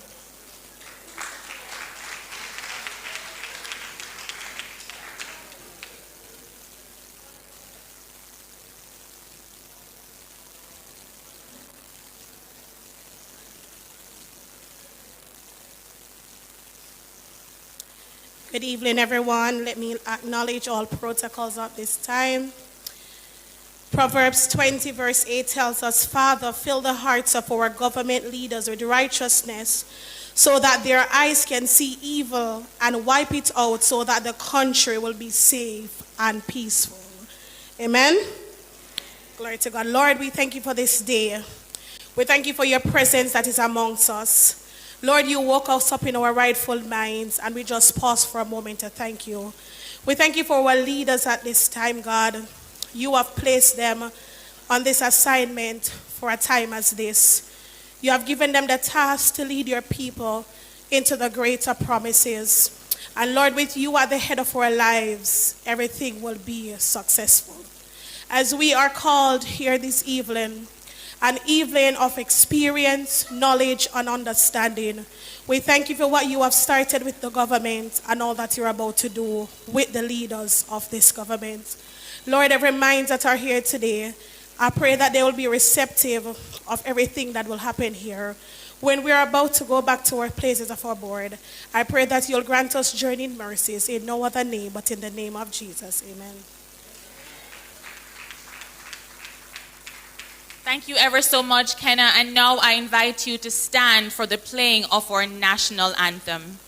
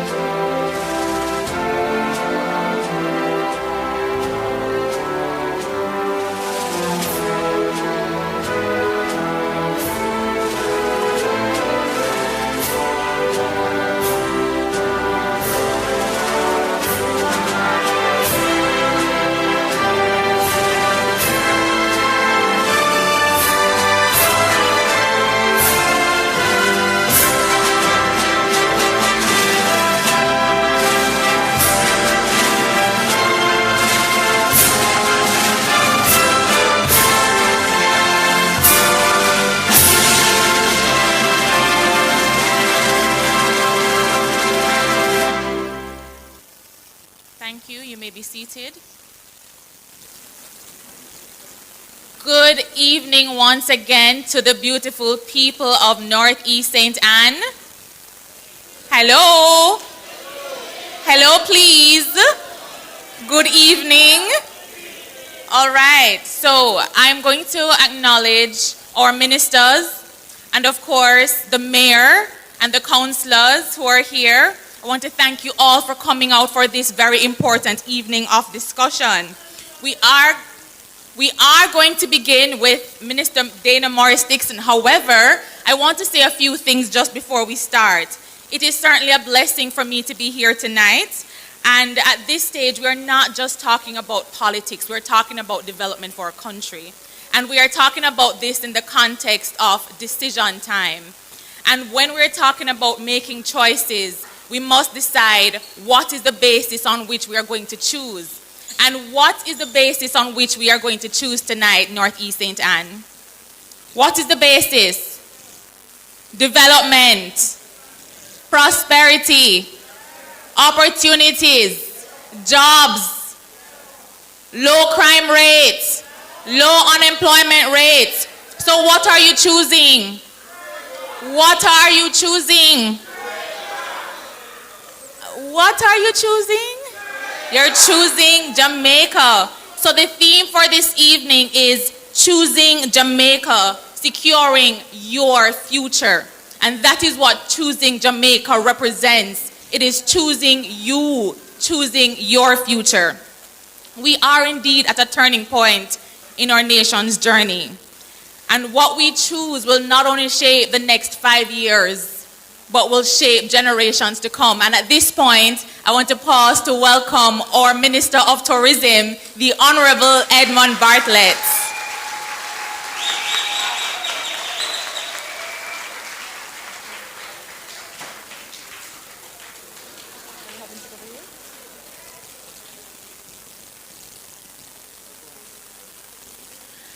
Now, as we ask you to choose and to choose Jamaica, we want to remind you why you are choosing Jamaica. And I think for those of you who are in the room today, it's quite obvious. But we don't take that for granted. So we want to make sure we put the matters before you so that you can make your own adjudication and see the basis on which you are choosing Jamaica. So tonight we have 5 of our ministers. Minister Green is still on his way. And they'll each have, unfortunately, only 8 minutes, just because we're in a time crunch. And we also want to make this evening about you. We're not here to talk at you. We want to give you an opportunity to talk to your ministers, ask your questions, listen to their ideas, and provide some ideas of your own. All right? So our ministers will each be given 8 minutes to make the case. What is going on in their ministry? How are they implementing policies that are delivering tangible results for you? And so, as I indicated at the beginning, we are going to start with the Honorable Minister with Responsibility, or the Minister of Education and Information, the Honorable Senator Dana Morris Dixon.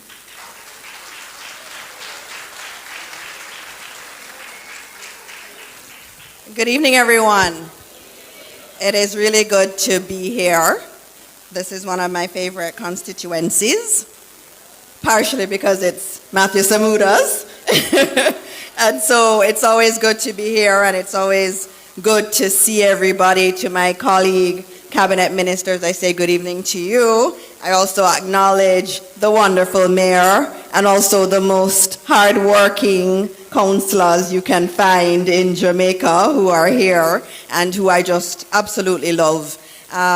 Tonight is a good night, and before I start, I've been given 8 minutes only to talk about education, and I'm gonna keep it tight. But I know there are some things that you're concerned about, and I'll give you some updates about some local things, and then I go broader. All right?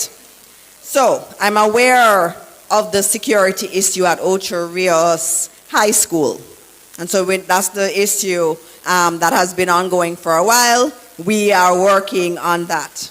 Also, our Ocho Rios Primary School and all the issues there, that is being worked on. Also, Exchange All Age, the purchase of the land. We are very advanced in terms of moving forward on that, and we are going to get that done. I also, and the reason I have to get it done is because every Monday when I say Matthew Samuda, he asks me about it. So you have a very good representative in Matthew Samuda, who is constantly advocating for you, and especially in the education space. He's always advocating for the schools here.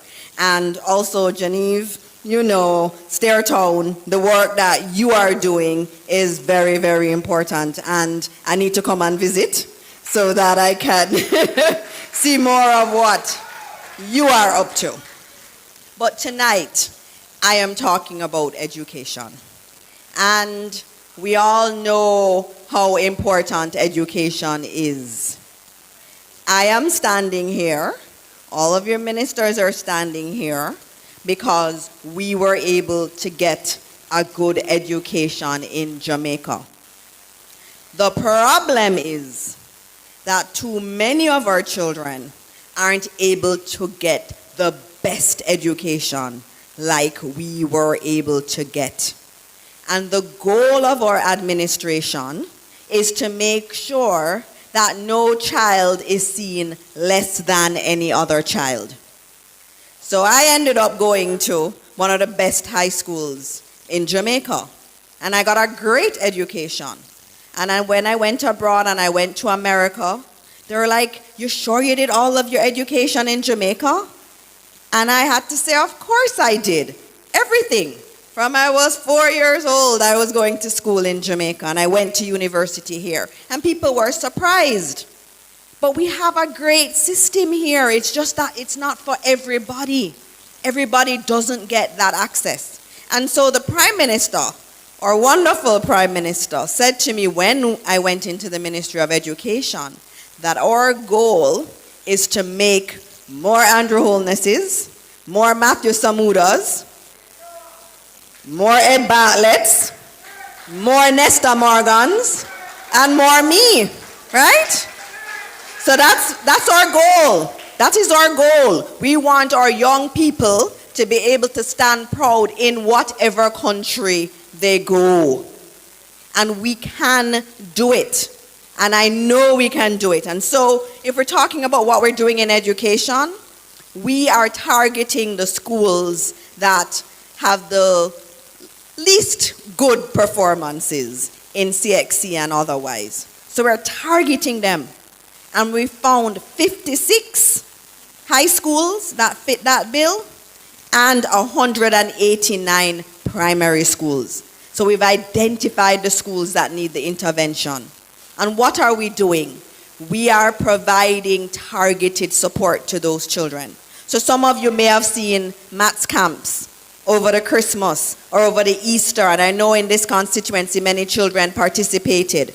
That's because we say we're not leaving those children behind. They are as important as everybody else. We're also extending the school day at those schools because we understand that children need to be at school for a longer time, especially if they need to catch up. We can't do it up to 2 o'clock. We have to take the day longer. And so we bring them in the Easter holiday, we bring them in Christmas, and we work with them. In addition to all of that work that we're doing with the young people, we're putting a lot of technology in these schools. Because again, these are the schools that are not performing. And the thing I'm most proud of, and that our Prime Minister has led on and directed, is that for those schools, remember I told you about the schools with the underperforming children, all of those schools, every child is going to get breakfast. Every single child in those underperforming schools, every single morning of the week is going to be given breakfast. And they're going to be given lunch. So they're going to get breakfast and they're going to get lunch. Why? Because we understand that a lot of our children who are in these underperforming schools or who don't get the results that we want, they are from families that need our support even more. And so we have to give them the food and the nutrition that they need. They're not going to be able to learn when they're hungry. And so we as a government, we're putting $1 billion, $1 billion just for breakfast. Just for breakfast for those children in those schools, because we believe no child should be missing from school because they cannot afford to buy lunch. That's what we believe. And we don't just believe it, we put it in practice. So we find the $1 billion, and it's not easy to find. We find it because these children deserve it. And so you're going to be hearing about a lot more of the interventions that we're going to be doing with those particular schools. So we're targeting them. We're not letting them go, because every single child in those schools need to be successful. That's our goal.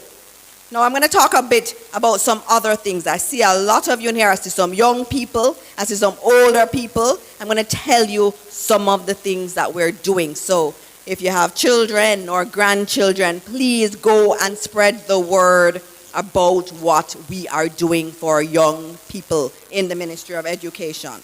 So let me start. It's a whole heap. Tertiary scholarships. Last year, we gave over 2,200 children tertiary scholarships. And these are for children who obviously want to make something of themselves. They want a degree, but they don't have the money. And so we funded 2,200 students. Every single MP got $3 million to distribute to students. In addition to that, now I'm going to talk about some HEART programs, because for all of you here, you need to know what we're doing at HEART. HEART is now free. The Prime Minister made it free. And that was a beautiful, beautiful move by our Prime Minister. But we don't just stop there. We're doing some more. When we look on this belt here, the tourism belt, you see a whole heap of hotels to come. And Minister Bartlett is going to talk about all the hotels he's building, because it's him building them. So he is going to talk about that. But what it says is that we need a lot more construction workers. And everybody called me, all the construction companies called me and said we don't have enough people to work in construction. So what are we doing? We're launching an expanded apprenticeship program for those who want to do construction in this belt. So this is from this parish of St. Anne all the way to Westmoreland. So anyone who wants to do construction, we have a special program for you. We're looking for 300 young people to start with, and they're going to get hands-on training. And while we're training them, we're going to give all of them between $13,000 a week and $16,000 a week. Now, tell me which government has done that, has been so generous. And it don't stop there. So that's for those who want to do construction in this belt here. All right? We have a care program that we're rolling out now.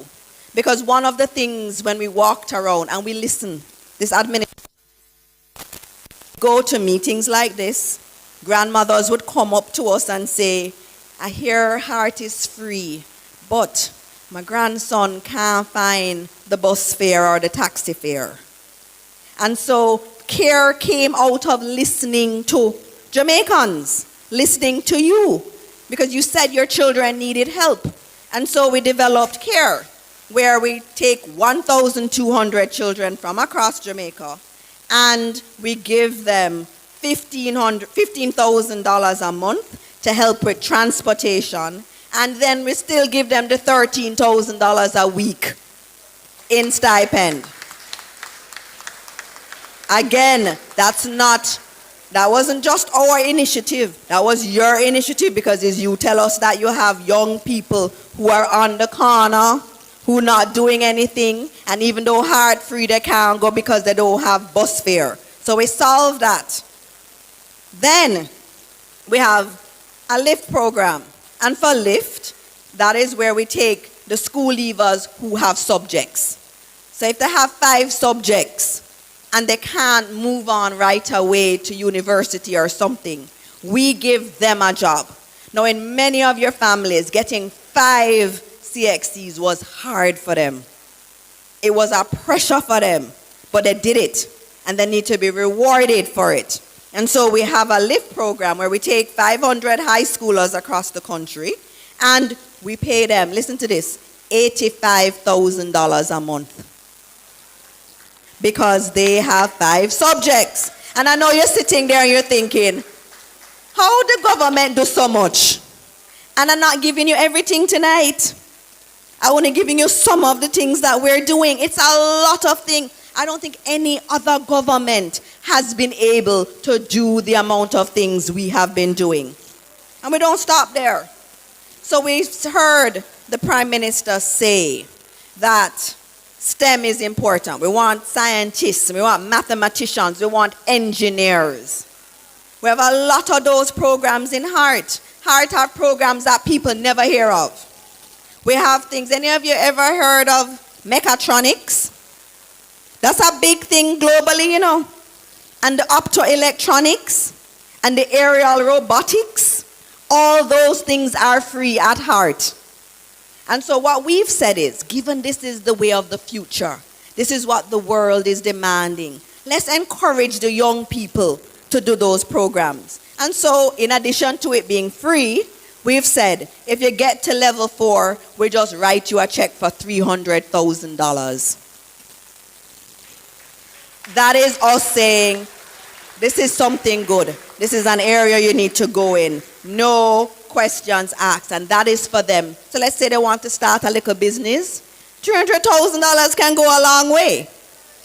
And so we believe in the young people.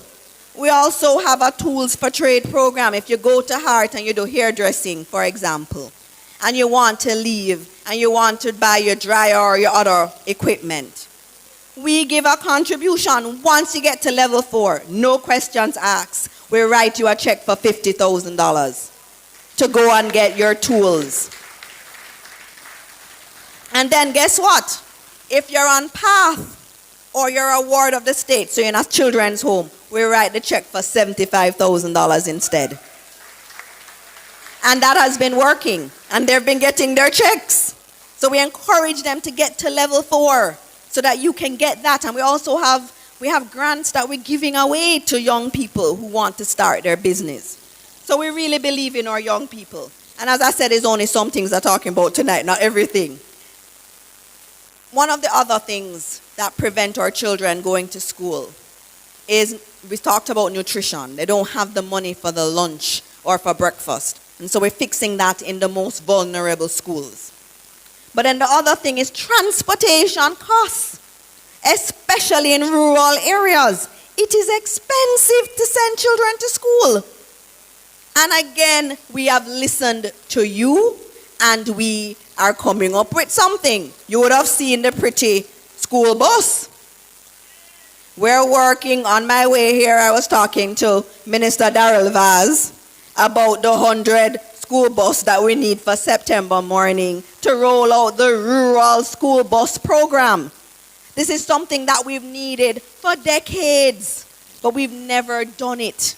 And finally, this administration is saying this is important. So all the children who don't go to school because they can't afford transportation, we're fixing that. You're not going because of lunch and breakfast, we're fixing that. And then you need some more help with your maths and English, we're working on that too. And then you go to HEART and you want to do your programs, but you don't have no money, we give you some money for that too. This is a government that is deeply concerned about our young people and want to see them succeed. And then when you finish all of that, and you get all of those benefits, which some of them I never talked about, and you want a house, our Prime Minister has said that at least 10% of all houses that are built by NHT must go to young people. And young people mean under 35. And that's not just talk. And it's not just talk. I feel young too, but I don't qualify as young. But we don't just talk, we do it. So if you go to Estuary 2 in St. James. You know that one, Minister. That one, 30% of all the solutions went to young people. All those units went to young people. And if we look at another one, we also have, it was 21% actually, 21% of them. So 1/5 of all the units went to young people. And then we also had another one at Union Acres. And that was where 13% of them went to young people.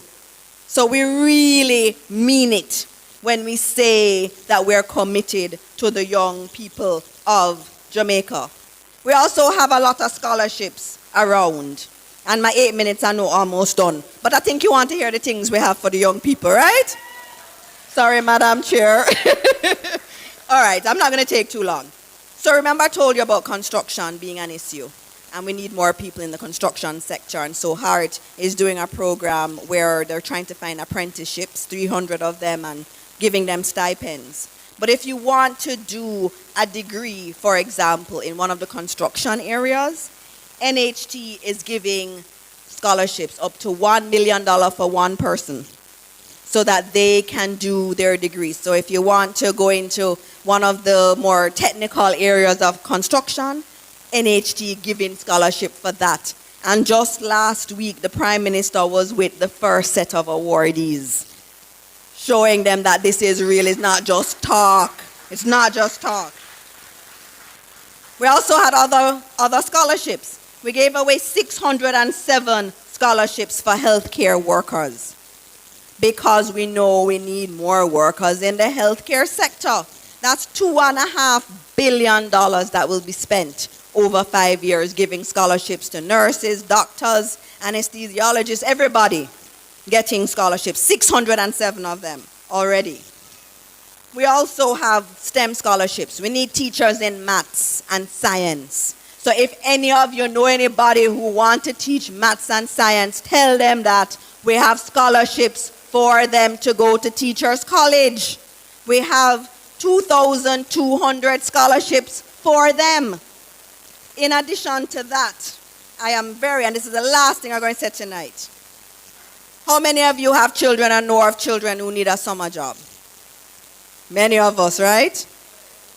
So I am very happy to tell you that this year we're going to have the Hope Summer Work Program again through HEART. And so we're going to be providing experience for young people between 17 and 29 years old. And what are they going to get? If you're in high school still, remember I said 17 to 29, so some of them may be in high school still. If you're in high school, we break it up into 3-week programs, right? So it's 3-week internship programs.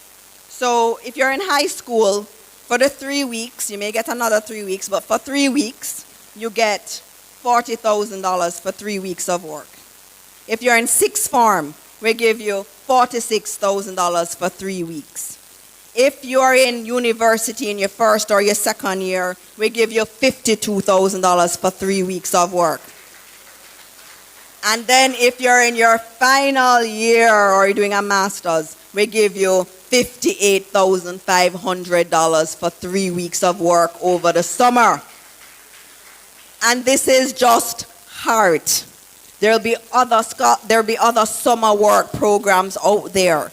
But for HEART, we are targeting a number of young people to get this. We're hoping that we can get over 4,000 young people employed across the system through this. And as I said, this is just HEART. There are other ones out there. And so what I'm trying to get at is that a lot of work going on. We're not stopping because every single child deserves us to believe in them. And we believe in every single child. And so every day we're looking at what we can do more, what we can give more, how we're going to help them even more. And that's the commitment of this administration led by Andrew Holness. And we are not going to stop. We are not going to stop until every single child in Jamaica feels that they truly see a bright and prosperous future for themselves. And we're not stopping. And we need some more time to do more of this work. And I hope that all of you will give us some more time to make sure that our children can walk with their heads high, can live the kind of life that we may not have been able to live, but that they deserve. And we believe this is real and this can truly happen. Thank you, everybody. Thank you very much.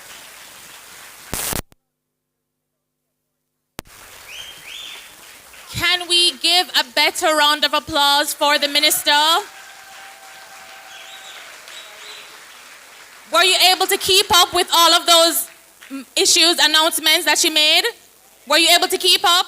All right, let me just give you a quick fire rundown, a summary. She said they're going to work on STEM education, heart-free up to the associate degree level. You catch that? Expanded apprenticeship program. You catch that? NHT scholarship. You catch that? Breakfast and lunch for vulnerable students. You catch that? Scholarships. You catch that? Heart programs expanded. You catch all of that? 1,000,001 reasons to do what? Choose Jamaica.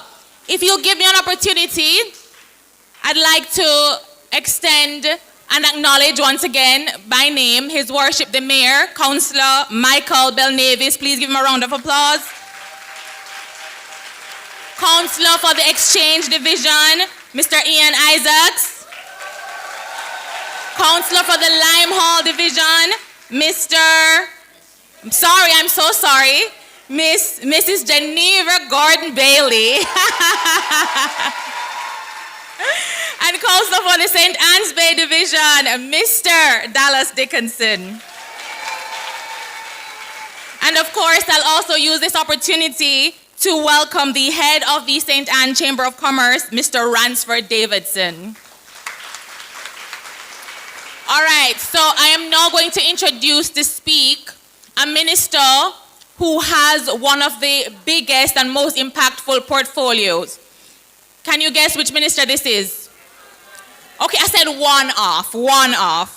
So this is the minister who's sparking up things all across Jamaica. And everybody know about Spark, right? So I know you were complaining about the potholes. Now you're probably complaining about a little traffic delay, but guess what? It sparks. You cannot blame the minister. Progress sometimes causes a little inconvenience. So please help me to welcome the Minister with Responsibility for Works, Mr. the Honorable Robert Morgan.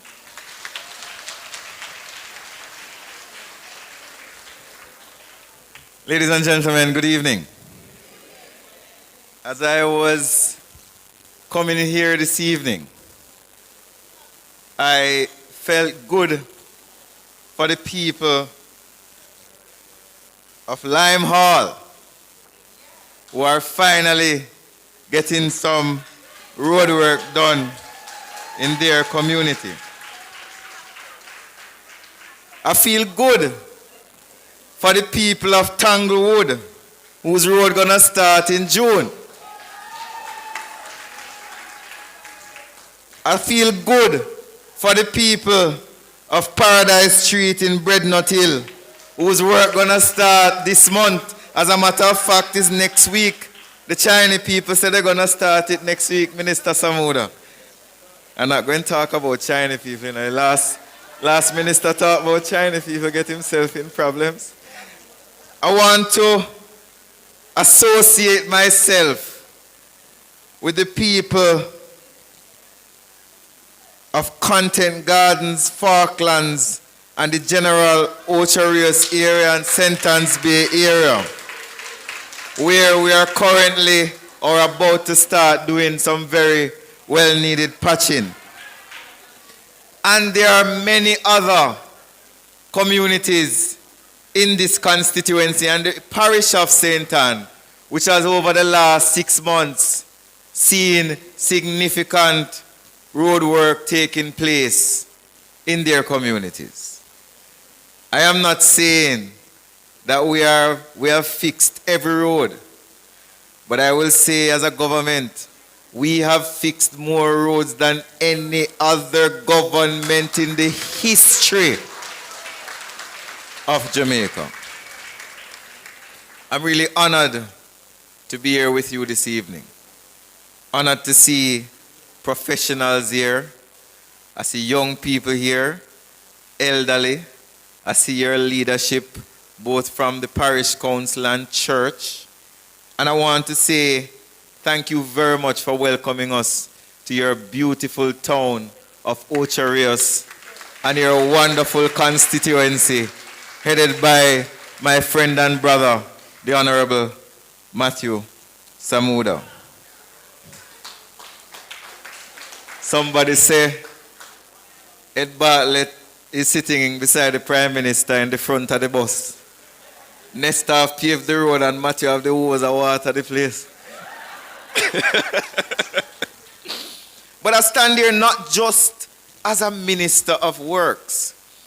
I stand here as a proud country MP. There's a difference, you know. Because country people have more road than everybody else. And them have more bad road than everybody else. So I have this great duty as the Minister of Works to not only fix the roads in urban areas like Ocho Rios, but also to think about places like Chalky Hill, where the people constantly have complained over the years, and I can tell you that we have a plan for Chalky Hill. I remember the days when I was a student at the University of the West Indies, and we were on student loan, and sometimes we never really have much. But deep down in our hearts, we always felt that as students, one day, we could make Jamaica better. Many of our colleagues are now overseas. They contribute to Jamaica in different ways.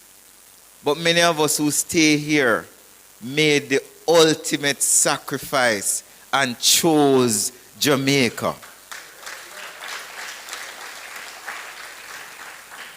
And I want to thank the diaspora who have been builders of our nation. But today I want to focus on a lot of us who chose Jamaica in a different way. We chose Jamaica as the place to live, work, raise our families, and pursue prosperity.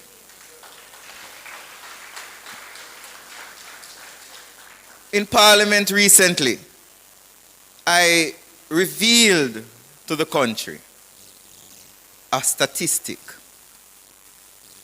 I said that in 2013-14 budget, the previous administration, for the whole entire country under NWA, spent less than $700 million on road, bridge, sidewalk, gully. You want me to repeat that? In 2013-14, the previous administration spent less than $700 million on road, bridge, gully, drain. Now, the NWA is responsible for 5,000 kilometers of road. And we only spent less than $700 million on that 500 kilometer of road, plus the parish council road them we help out with from time to time. Can anybody guess how much money this government spent on roads last financial year? Who bright?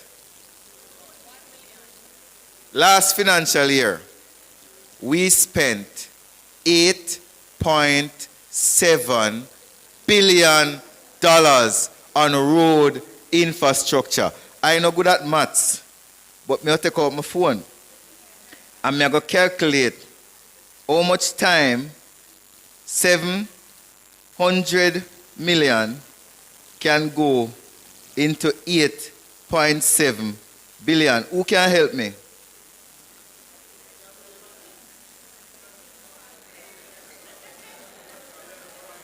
We have spent, I now make no mistake, them call me out for radio say, the minister can't count, you know.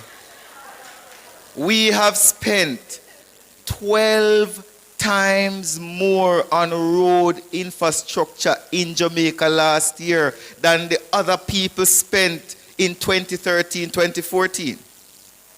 Why have we been able? Yeah, man, you can clap and joyless for that, man. But there's a deeper story behind that $8.7 billion. Because I put it to you, my senior minister Bartlett, that even if they wanted to spend the $8.7 billion, they could not spend it because they did not have the money. But ask yourself the question, how come they did not have the money? We had Audley Shaw. We had Dr. Nigel Clark. And now we have the lovely Favour Williams. All three of them have done something together that since independence, many finance ministers have had a difficulty doing.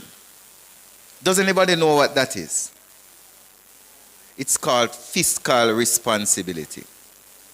And from fiscal responsibility, we have been able to balance our budget, raise more revenue without increasing taxes, and take that revenue and spend on your roads.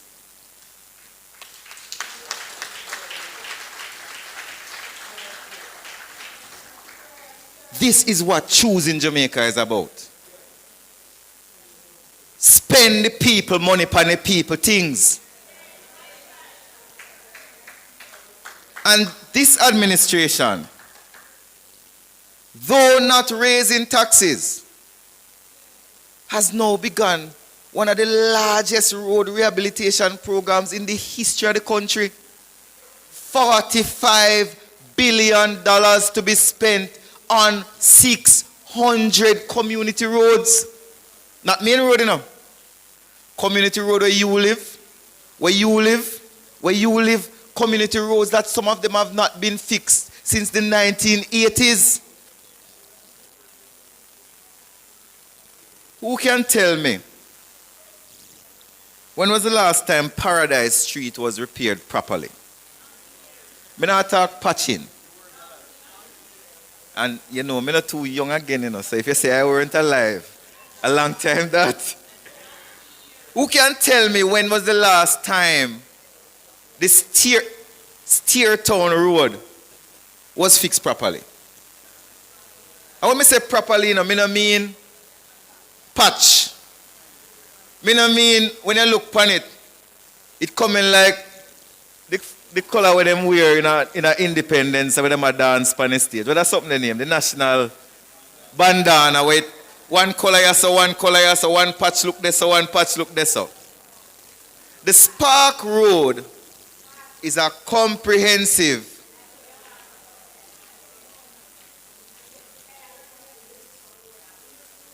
okay, my friend. The Spark program, unlike other road rehabilitation program, is a program where we're going to fix your road to the highway standard. Does anybody understand what I mean by that? Because when I say we're going to fix it to the highest standard, you know, people don't understand. So I say we'll fix it to the highway standard. What does that mean? Proper drainage. It means that instead of 1 inch of asphalt, you're getting 5-6 inches of asphalt. It means that instead of the V-drain only going 2 inches below the asphalt, it goes 1 foot below the asphalt. It means that if the contractor fix the road and 6 months later the road mash up again, him not getting money.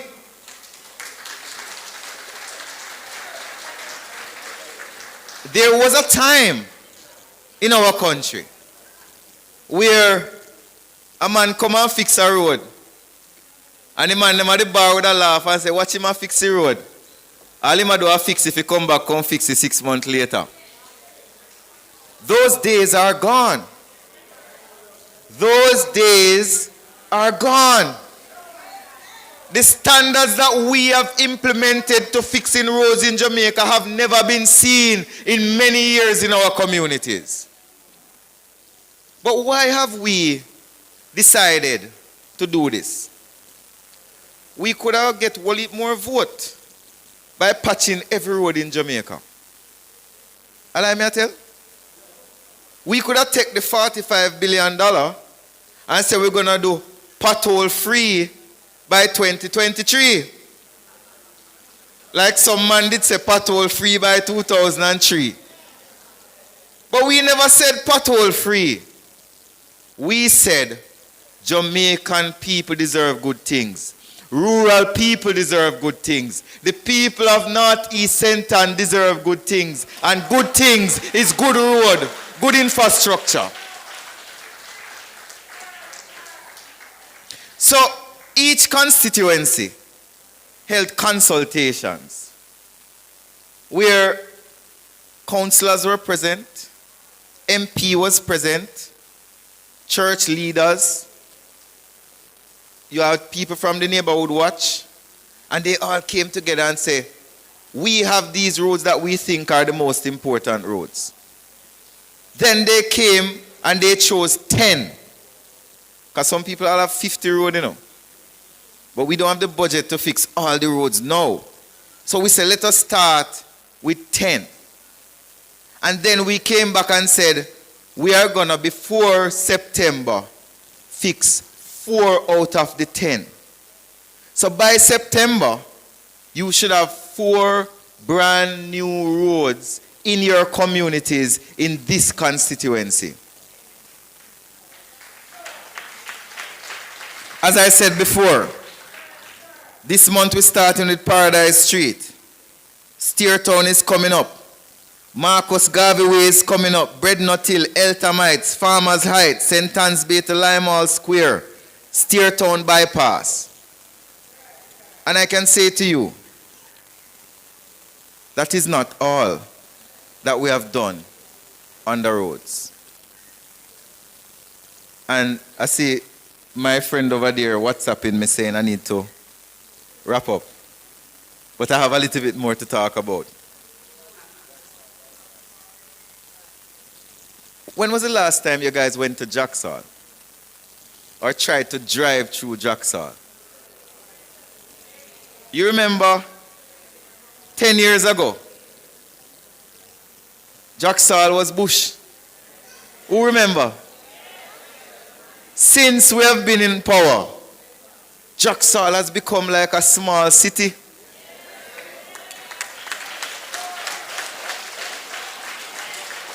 I hear over 1,000 houses out there. I hear you have KFC, Knutsford Express, Pizza Hut, courts in Jacksall. Now, with development comes traffic. With development comes traffic.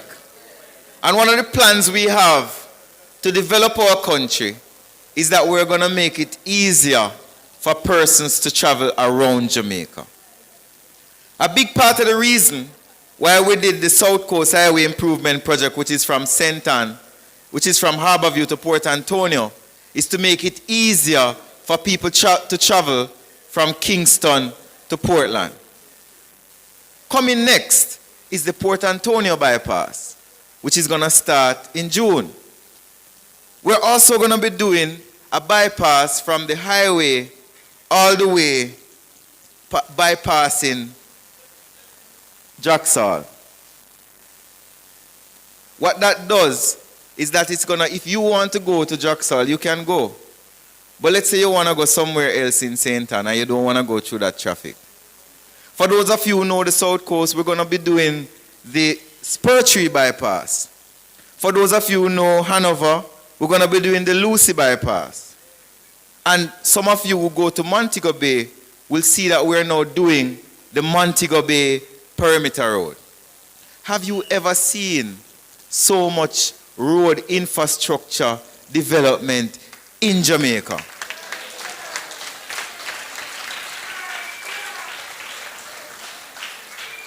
But while we're building roads, we're not just building roads for car drive pan.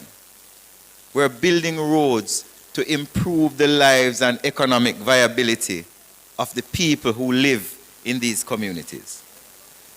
Let us use the example of St. Thomas. There was a time where if you live in St. Thomas, people afraid to come look for you. But I mean, I drive come this side, you have to go meet me at Harbour View. Now, if you want to purchase a piece of land in St. Thomas, you cannot even find it to purchase. Because of the road in St. Thomas, the people's lives in St. Thomas has improved significantly. Not only that, but when we said, Minister Bartlett, we're going to give the people a new town center, many people say, it will never happen. When Prime Minister went out there and broke ground at the old Goodyear factory for the Morant Bay Town Center, the opposition said it was a pie in the sky. You know, Prime Minister is opening the town center tomorrow.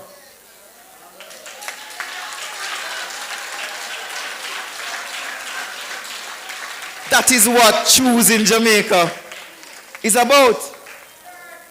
So when we say we're improving lives, it's not just highways, it's community roads, but it's also finding ways to make your lives better. For example, the sidewalks in Ocho Rios.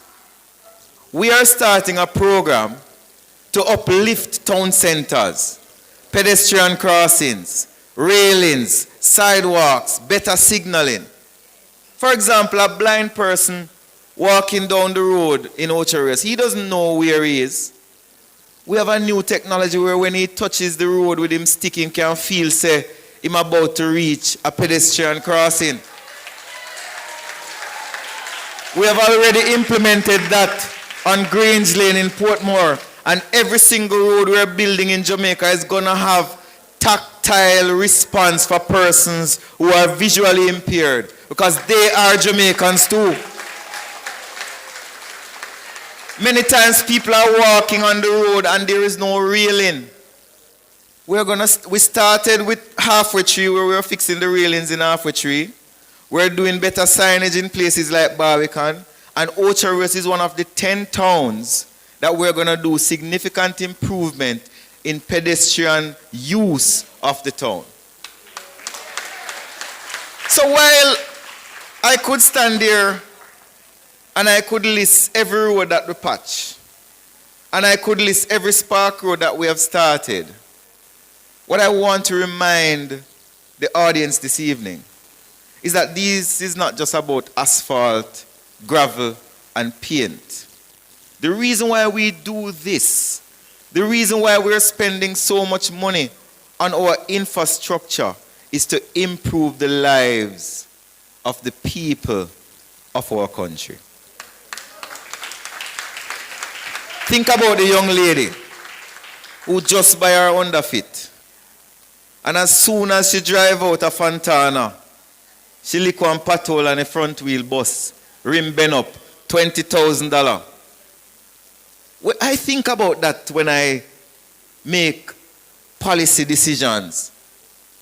How do people feel when they drive on our roads? I know that it's not perfect, and it's something that keeps us up on a nightly basis, which is why we work so hard. This is why we had the emergency road patching program, Minister Samuda, where many of you in Christmas were frustrated, say, why them a patchy road in a Christmas? We were patching the road in Christmas because we were tired of people suffering from pothole. And the roads have been in such a bad condition for so long that we had to declare it a national emergency. And what I want to say to you before I leave here tonight is, when you're thinking about the Jamaica that you want to see, I want you to look back at what we have done and think about the Jamaica we have become. Think about where we are coming from. And think about where we are now. When I came here the last time and I turned off the highway, I never see that building there. What the building, Matthew? On the right hand side. As you turn off the highway. No, Bush did that like 2 months ago. That is what this government is about.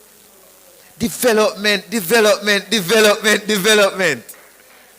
So thank you, ladies and gentlemen. I have a lot more to say and I'll be back. But I want to remind you, as you're making your decisions, think about the party, the government that continues to choose Jamaica. Thank you very much, ladies and gentlemen.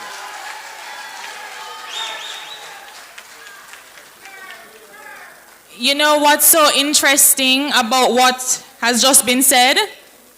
Is that these are not announcements. These are things that are actually happening. And it's a lot of information. It was hard to keep track of, Minister Morris Dixon. So much information. We can't tell it all to you in one sitting. So you know what I encourage you to do? Follow the ministers on social media. Follow the Prime Minister. Follow JIS. It's a lot of information. A lot of things are happening in your country. But it's important that you understand that you have a duty to arm yourself with information. The information is there, so you have to go out and get it. Now, I want you to make way for a discussion on food. So you know who I'm going to ask to come to the lectern now. We're going to talk about food security. We're going to talk about the investments we're making in agriculture. Minister Green is pushing some of the most transformative advancements in Jamaica in agriculture that we have seen for many years. From irrigation to storage systems. I don't want to talk about it. I'm going to allow him because I don't want him to not have anything to say. So at this point, please help me welcome the Minister of Agriculture, Minister Floyd Green.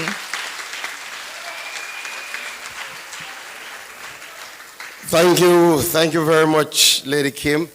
Colleague ministers, but you would allow me to single out our host, the Member of Parliament for North East St. Anne, Matthew Samuda, my friend, my brother. Why? Place look good. Place is looking nice. Mayor and councillors, all the people who've turned out tonight. Good evening, everybody. All right, so much ground has already been covered. Your Member of Parliament don't come yet. The best tourism minister in the entire world don't come yet. So I'm going to try and keep my thing nice and short. And what we will do, whatever I don't cover, we will deal with in the question and answer segment. Because we have come here today to engage you. To engage you in a conversation about the future of Jamaica.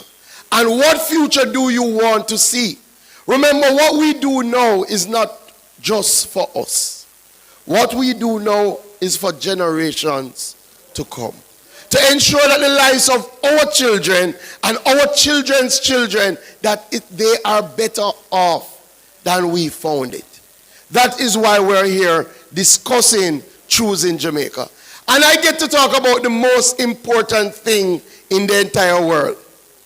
And that is food. Because no matter what you do in life, no matter how big you get, no matter how much money you make, you all have to eat.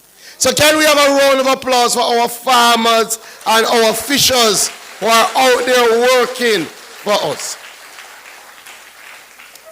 I like to start these engagements by saying a lot have been said over the years around agriculture, around fisheries, and also around mining, the portfolios that are under my charge. But I always say to people, when anybody comes to have a discussion with you, especially about the problems in agriculture, the problems in fisheries, the problems in mining, ask them, what have they done to fix them? Because we know some of the problems in agriculture have been around from before I was born. Our grandparents were talking about them. And a lot of people now talk a lot of talk. But when you ask them what they have done in their time to fix the problems, they can't answer you. We have looked at all of the challenges facing agriculture. And we have said we're going to take a transformative approach to agriculture, fisheries, and mining. And probably under each area, I'm going to tell you just 2 or 3 initiatives. We all know that the climate has changed. We know that the weather patterns change, not true? The drought is longer. When we get in rain, we get in more intense periods of rain. So it is harder for a farmer to depend on rainfall to be profitable. So for a long time we have been saying expand access to irrigation. Ensure that the farmers can have water right around the clock. And people have talked about it. In fact, when I looked during the period between 2012 and 2016, what they did about it, unfortunately what they did was to make a plan. But they didn't implement the plan. This government are the implementers. We are the action-oriented government. And over the last 8 years or so, we have spent over 10 billion with a B. The biggest investment ever in irrigation in Jamaica has happened under this government. We have dug new wells. We have put in new pipelines. We have commissioned new systems. And I'm not telling you what we're going to do. In fact, last 2 weeks, the Prime Minister was with us in a place in Clarendon called Parnassus, where we commissioned an irrigation system, bringing water to over 700 acres of land so that those farmers will now have water right around the clock. And one of the reasons why we have focused on some of those initiatives is genuinely to help our farmers. And St. Ann is one of the parishes that I believe has the most potential in relation to agriculture, in relation to fisheries, and we all know your history in relation to mining. So what we have done in St. Ann, if you do not know, is one of our big Irish potato growing belts. In fact, last year directly, Matthew, we helped over 400 farmers in giving them inputs to plant Irish potato. But when I came into St. Ann and I looked at the Irish program, I realized the Irish program does well when rain falls, but when rain no fall, you have a problem. So you know what we did? We went into Hindstown and we identified that area and we dug a catchment pond to serve the farmers in that area. And last year when everybody are complaining about rain, and I went down there to look, the farmers are celebrating because they have water from the catchment to use it to drive their agricultural enterprise now in Hindstown. And what we are doing, we are looking at all areas in St. Ann. And you have some wells that used to be used for mining that are no longer being utilized.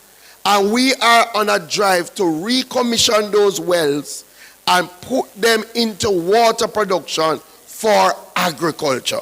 So that ultimately, St. Ann is a parish that must be able not only to feed itself, not only to feed every tourist, but to really help us feed Jamaica in a very big way.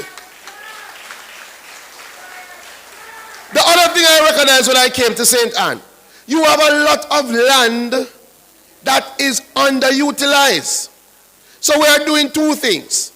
We found some land that people were farming on, but they didn't have any documents for the land. A lot of those land are government land. And you know what happens when you farm on a piece of land that you don't have the document for? You put in some investment, but you're going to hold back. Because you don't know if next week a man going to come. So we got the Agro-Invest Corporation. We went to the NLA and we said, you know what? Transfer that land to us. And we have now given leases for over 60 farmers to ensure that they can farm the land without any issues because they now have tenureship on that land. Additionally, I spoke to Matthew. And if you know you're a member of parliament, you know he does not stop.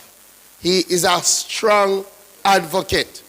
And we said St. Anne is missing an agro park. You have a lot of people who want to farm, but they can't find land with irrigation, with storage to be able to do their farms.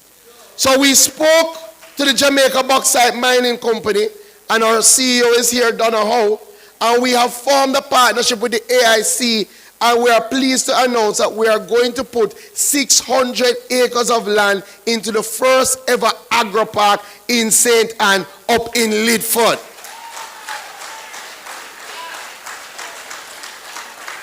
That agro park will come with irrigation, it will come with a road network, and it will come with storage.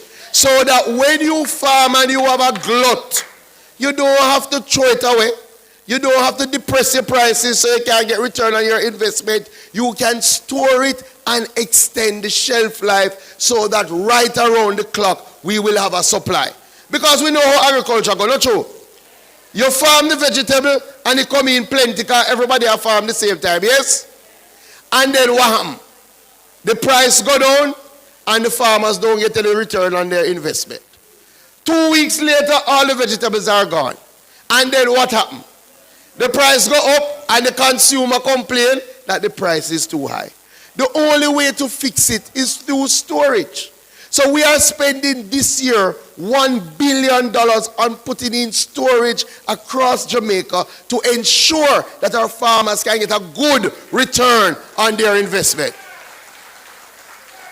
So that is agriculture. Let me jump quickly to fisheries, because sometimes you forget that St. Anne is a big fishing parish.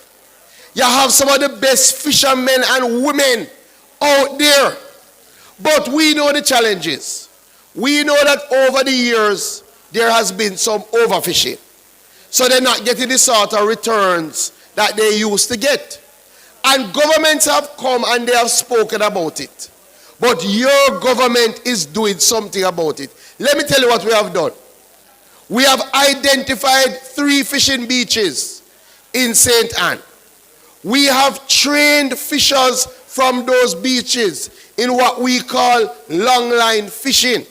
Not only have we trained them, the top 3 from the training, they get engine, they get lines, they get GPS so that they can go further out. Why we want them to go further out? You know what Minister Bartlett wanted in hotels? He want marlin, he want mahi-mahi, he want wahoo. All of those things you can find in our sea. But the fishermen have to know how to catch them. And I can tell you, you see, since we do the training, I'm not talking about what we're going to do, you know. I'm talking about what we're doing. If you want us tomorrow, just go down to Discovery Bay Beach. Ask the black God. Tell them, say, I'm me send you. And ask him what him catch since week. Because since we do the training, every day me get picture. Marlin, mahi-mahi. And when I go down there and I meet with him and I say, how is it going? How is the seal? You can't give me one. The man said, boy, minister, you have to go circle me back.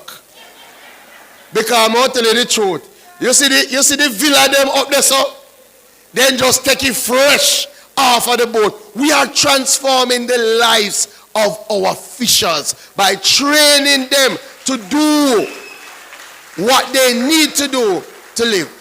And we are on a drive, and I've said to Matthew, we are on a fishing beach rehabilitation program. And we're going to rehabilitate the beaches in St. Anne. We're working with the Jamaica Bauxite Institute and the Jamaica Bauxite Mining Limited. We're working with National Fisheries Authority, so you can tell the fishers that we are moving to ensure they have better conditions to ply their wares. Last one, mining. We can talk about mining all night. One aspect I want to talk about. 2 aspects. The Jamaica Bauxite Mining Limited is a St. Anne company. It was formed to hold our bauxite assets. If you don't know, the Jamaica Bauxite Mining Limited are the owners of Reynolds Pier. And I think you should give them a big round of applause. Because when the issues happen with Ocho Rios, it is the Reynolds Pier that has taken on the cruise ship. And we haven't just taken it on. Just the other day, Minister Bartlett, we did a nice mural so that when people come to Jamaica, they know that they have landed in a wonderful place here in Ocho Rios. But I have said to the Jamaica Bauxite Mining Limited, bauxite is one thing, but we need to look at other forms of investment. We have a lot of land, we have a lot of old buildings. We are going to build a logistics hub in St. Anne so that we can generate more jobs for the people of St. Anne. St. Anne has wonderful connectivity. Highways lead here, and we have the land. So we're going to put in the infrastructure so all sorts of businesses can come into our logistic hub and employ the people. So we have an employment plan through the Jamaica Bauxite Mining Limited. So I want you to appreciate in every area of government, we are thinking about you and how we can create a better Jamaica for you.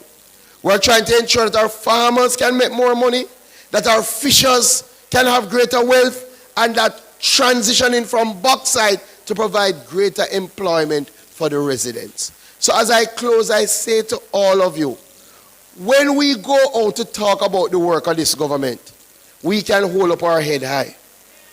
We don't have a campaign on what we're going to do. We can campaign on what we have done. And for the first time in the history of our country, you have a government that can campaign on the work that it has done. I know some of them had to hurt them because every day our Prime Minister opens something new. I break ground for something new because we have put in the work. There is more work to be done. This is the government to get it done. God bless you, everybody.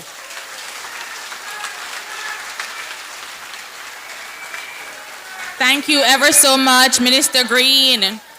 Just last night, I was watching a discussion on the World Economic Forum, and the topic of the discussion was that the world urgently needed young farmers. And based on what Minister Green has said, agriculture in Jamaica is exciting again, isn't it?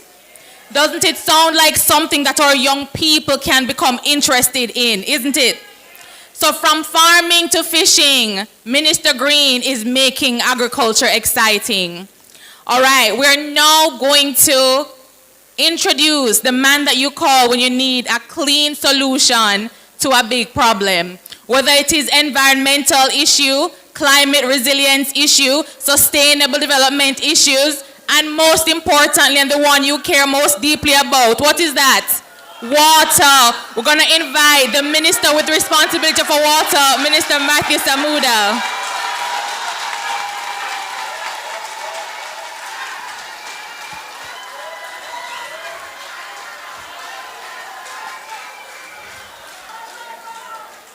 Good evening, residents of Northeast St. Anne, my extended family.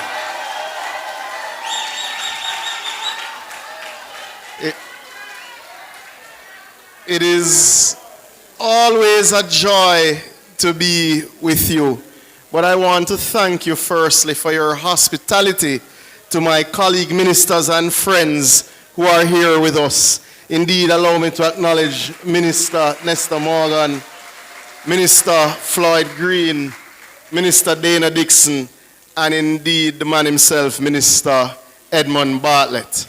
Allow me also to acknowledge my team, His Worship the Mayor, Councillor Michael Bell Navis, Councillor Dallas Dickinson, Councillor Geneva Gordon Bailey, aka Miss D, and of course, Councillor Ian Isaacs. Allow me to also acknowledge you who have journeyed from near and far to have a very active and strong discussion about where Jamaica was, where Jamaica is, and where Jamaica will be based on the significant work, the heavy planning, and the heavy investment being made in your future, because we collectively have chosen Jamaica. Now, I don't want my colleagues to mistake the warm welcome that you have given them for weakness, because Northeast Centre people take them business very seriously, ladies and gentlemen on the platform. So, I assure you, the warm welcome is not to be mistaken for no serious questions coming. Because I see a lady behind the cameraman by the name of Claire, and I see her make a whole heap of notes and I line up for ask questions. I see people in the gallery, I write down notes and I line up for ask questions. I see Deputy Mayor lining up for ask some questions because I know some particular issues in his division. Centre people no play, them very active and strong, and them very focused on their future prosperity and the future for their children. But what I do hope is that it is understood for those who are here with us and those who are listening on radio and those who are following us online, that this Choose Jamaica Forum is indeed a serious discussion that is being facilitated for you to ask your questions, for you to hear of the plans and to understand where there are challenges and what is to come. Because we don't intend to sugarcoat anything. We're telling you as it is. We're telling you what we're doing now and what we're going to do tomorrow and how it is going to benefit you. Now, just this afternoon, I left a function to come here. I left a function with the Prime Minister in Eastern St. Andrew, right on the boundary with Southeast St. Andrew. And we broke ground on an integrated infrastructure project that will see 1.2 billion Jamaican dollars invested in new pipelines and sewer capacity. And I was thinking as I was leaving how I would explain the importance of that to the residents of a place called Lime Bottom who have their own challenges. How would I explain the fact that we will break ground in Castleton for a few $100 million of water infrastructure for the people of St. Mary to the people in Hermitage, Miss Diane?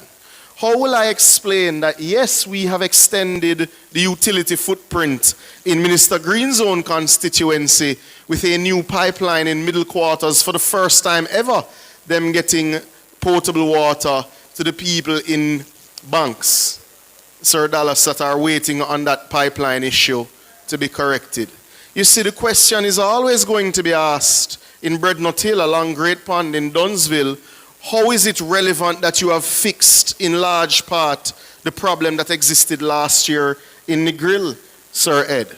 You see, when we commissioned the system recently in Ryan Park, I get calls from persons on Chin Street about when we're going to lay their pipe.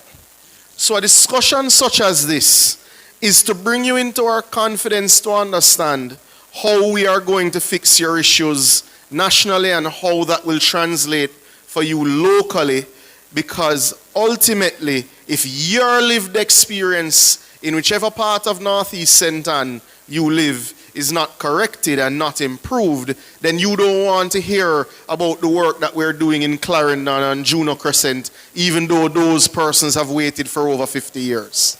So, ladies and gentlemen, I hope you will allow me to have a brief 10-minute discussion, because I'm not going to cut into Minister Bartlett's time. You see me all the time, but certainly I believe there are some things that need to be understood as it relates to water, the environment, and climate change's impact on both. Minister Green told you, and you all know, certainly you feel the heat here tonight, the climate has changed. Ultimately, Jamaica is on the front lines of the climate crisis. Now, what does that mean? In 2022, Jamaica experienced its worst drought statistically ever. In 2023, we then experienced our third worst drought statistically ever. Last year, though nationally we didn't experience the worst drought, Negril to Trelawney experienced its worst drought at a parish level. And then in the very same year, we all remember Hurricane Beryl with a Category 5 storm affecting us in June. We remember Tropical Storm Raphael inundating us within the same year. But what's often not discussed is that in 2023, Jamaica experienced its hottest day in June ever. The same winter, we had some of our coldest temperatures ever recorded in Jamaica. So the weather patterns have changed. Now that makes water supply very, very difficult because your weather patterns are no longer as predictable as they once were. And you can't out-invest the weather, but you can out-invest the fact that for 40 to 50 years in Jamaica, we did not invest in our water distribution systems. There are too many Jamaicans that will tell you their grandmother didn't have potable water, their parents didn't have potable water, and now that they're getting older, they don't want to die and they don't want to retire in a particular area because it doesn't have potable water yet. It is why I have been proud over the last 3 years, colleague ministers, executive of Northeast Centre and friends, to work on a team that has improved water distribution to 150,000 Jamaicans.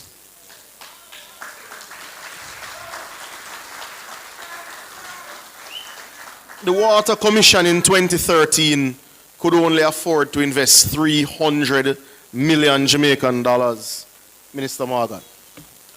300 Jamaican million dollars can't fix the problem in Breadnought Hill. And that's what they did for the entire country in the year of 2013. But I don't like to look in the rearview mirror, I like to look ahead for where we are going. And ladies and gentlemen, I would like to highlight the fact that your government, because of sound fiscal management, because of well running of the National Water Commission, this year is investing 10.1 billion Jamaican dollars in improvements, in connectivity, in storage, in processing of water for 38,000 Jamaicans who have suffered for far too long.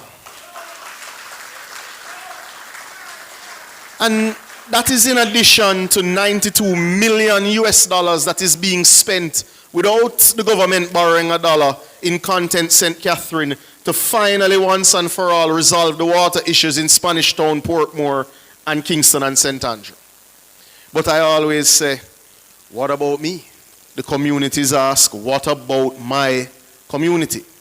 Next week, for those who suffered last year, Minister Bartlett, in areas like Landilo in Negril, those who suffered in Lucy, those who are suffering today in St. James, next week, your government will commence the single largest infrastructure project in water in 4 decades, the largest single infrastructure investment since the Yallas pipeline, bringing water from Yallas to Kingston and St. Andrew, where we will break ground in a new 36-inch water transmission main.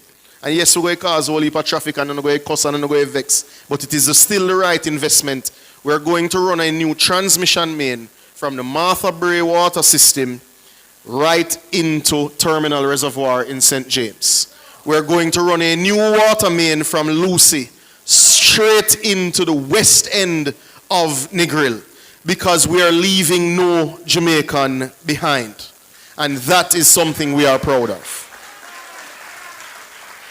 36-inch transmission mains are big, they're very important. It is massive infrastructure. It's a $28 billion investment, Councillor Isaacs. But those who live on Paradise Street, yes, they get in road, and those who live on Breadnought Hill, and those who are waiting in Dunsville, and Councillor Belnavis, those who are waiting in Great Pond, say, what about me?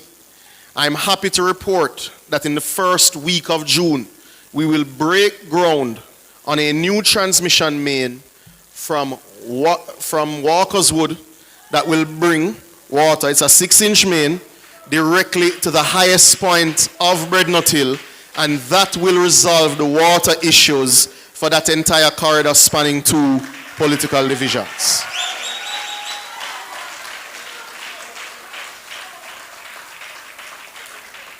Minister Green, in the same way, we are nearing completion in a place called Slipe, and I'm sure, I know St. Elizabeth people never hear about a meeting yet and don't listen.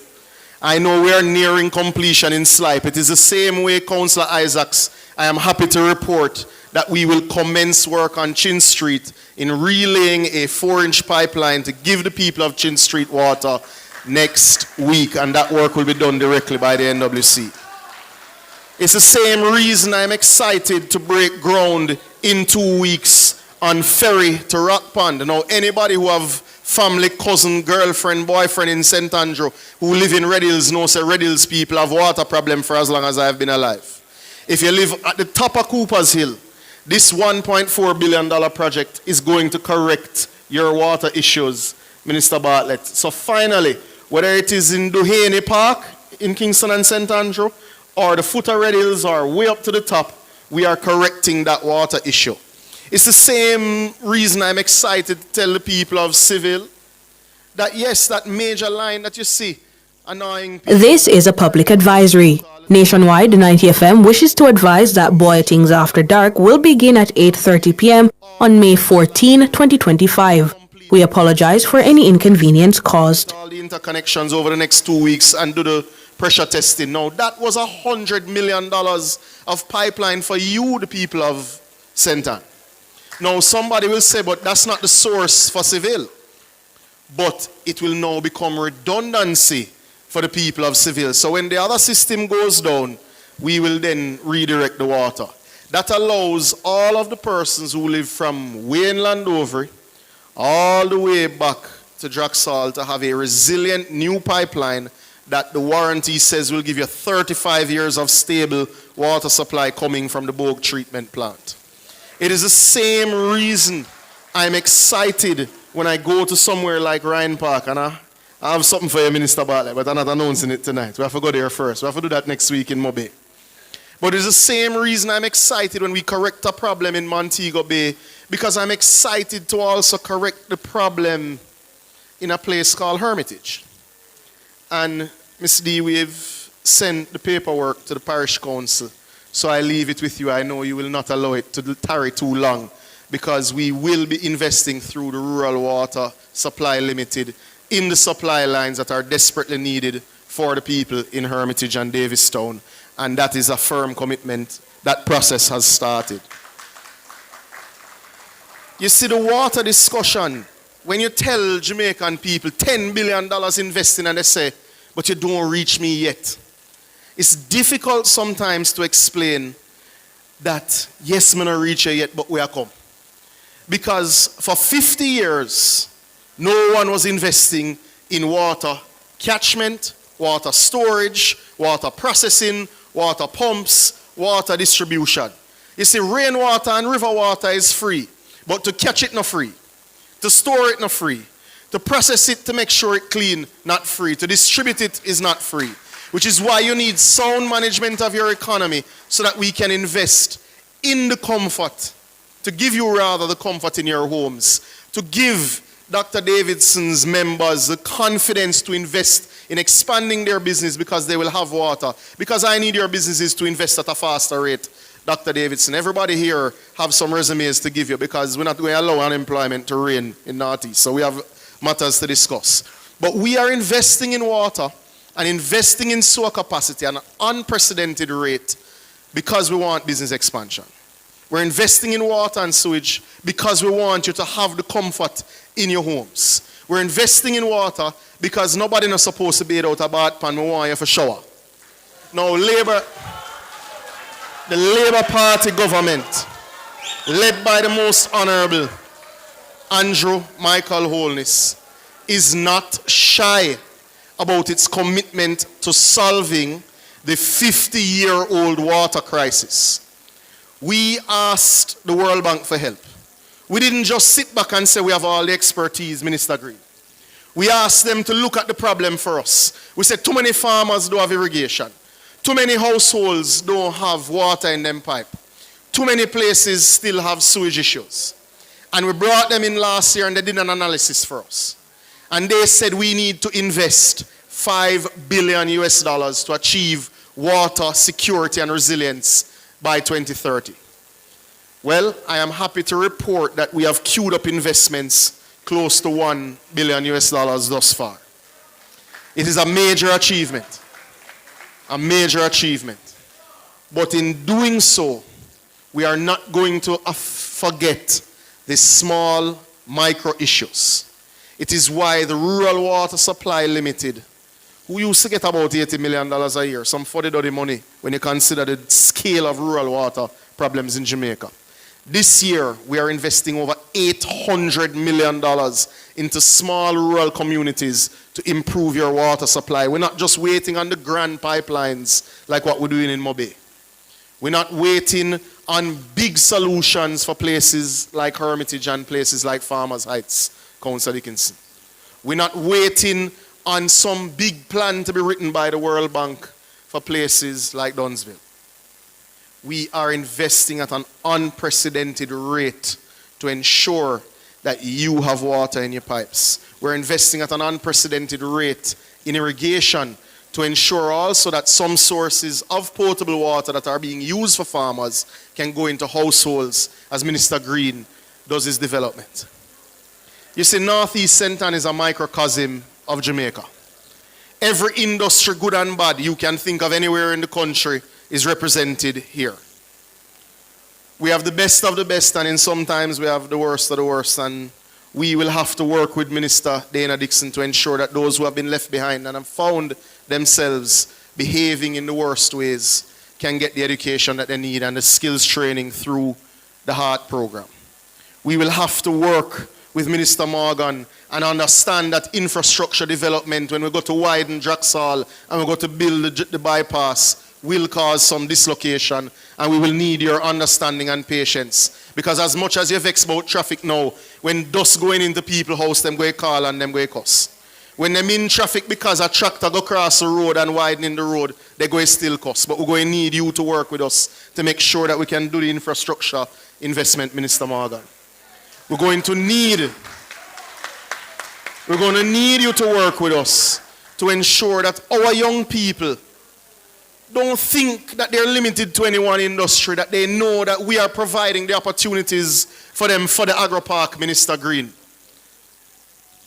And we're going to need you to listen attentively, to work with Minister Bartlett as he revolutionizes the tourism industry, which will trigger the reimagination, the total redevelopment and redesign of Ocho Rios, of Exchange, of Draxall, of Civil Lands, of St. Ann's Bay, to make sure that it is the place in the Caribbean. Yes, Minister Barley, we know you represent Mobe, but you know we have to pass and christen and picnic first. This is the jewel of Jamaica and the jewel of the Caribbean. We need to invest at an unprecedented rate to make sure that Devon don't have no question for ask in 2 years at no town hall. We need to invest at a particular rate so that all of our Juta and Maxi drivers who are represented here don't have no question for us in 2 years. I know you have questions tonight. But we are unlocking every sector of government in a very systematic... This is a public advisory. Nationwide, 90 FM wishes to advise that Boy Things After Dark will begin at 8:30 p.m. on May 14, 2025. We apologize for any inconvenience caused. Jamaica. And I thank you for coming out this evening. I will pause until the question and answer and make way for my senior minister, my political mentor, Minister Bartlett. I don't know that I'm the one calling you up, Minister Bartlett, but I am greeting you well. But ladies and gentlemen of Northeast St. Ann, ladies and gentlemen of St. Ann who have joined us, who are not from the constituency, you know we always welcome you into Northeast. And ladies and gentlemen, boys and girls who are listening on the World Wide Web or on the radio, come check we in Northeast St. Ann. It's a lovely place. Every business owner, whether you are in Westmoreland, St. James, Kingston, Manchester, Clarendon, we have little space for you. Come invest in Northeast St. Ann. We need your business. Every housing developer, we're putting in the water and the sewage for you. We need more houses for our persons, our constituents, our citizens. And Minister Dana Dixon are making a special appeal. I need my Heart Academy in St. Anne's Bay and Ocho Rios. But ladies and gentlemen, tonight is about you and your questions. I will not take up too much more of your time. I thank you for coming out.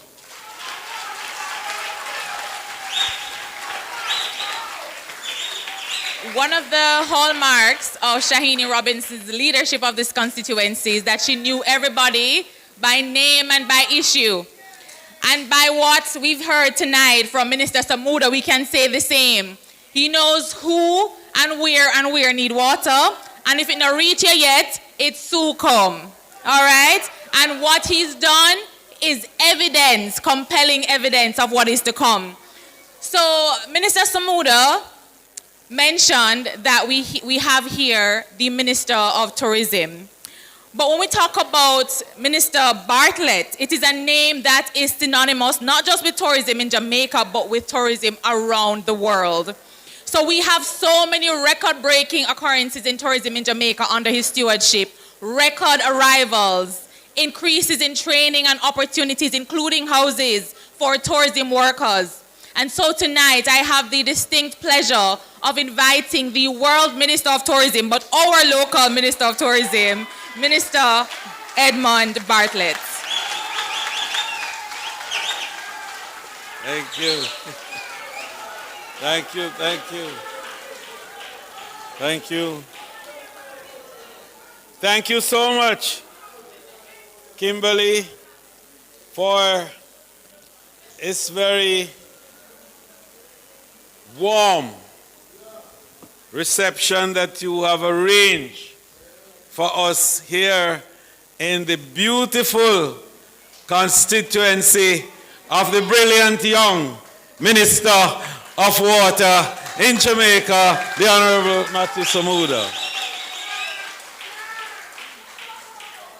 And a very special greeting to my colleague ministers who have done an excellent job this evening in not only enunciating the achievement of their respective ministries, but have given you a vision, a direction, a pathway to your own future prosperity and development in Jamaica.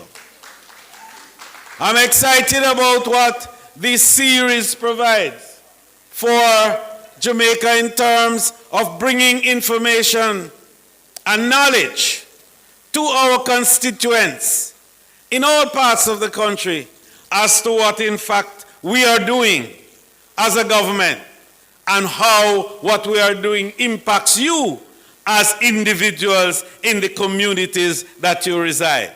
Because after all of the macro achievements that we talk about means very little unless it has micro implication in your community, in your district, and in your little house.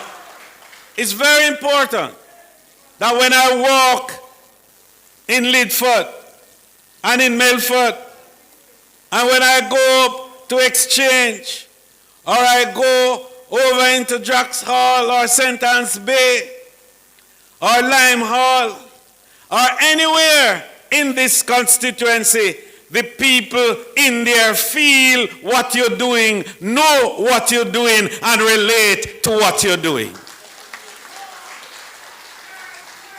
And so, colleagues, when we talk about performance, I am here to tell you, as you may say, a veteran. And Prime Minister the other day said, no, statesman. After nearly 50 years in public life, and the longest serving minister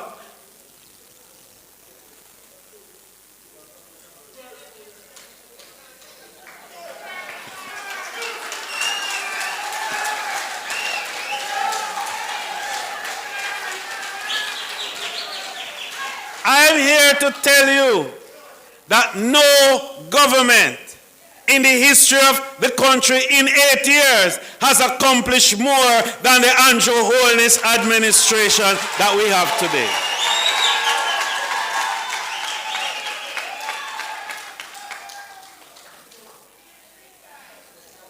are the first government that can report an unemployment situation that is 3.5%. No other government has been able over time to be able to report that to the country.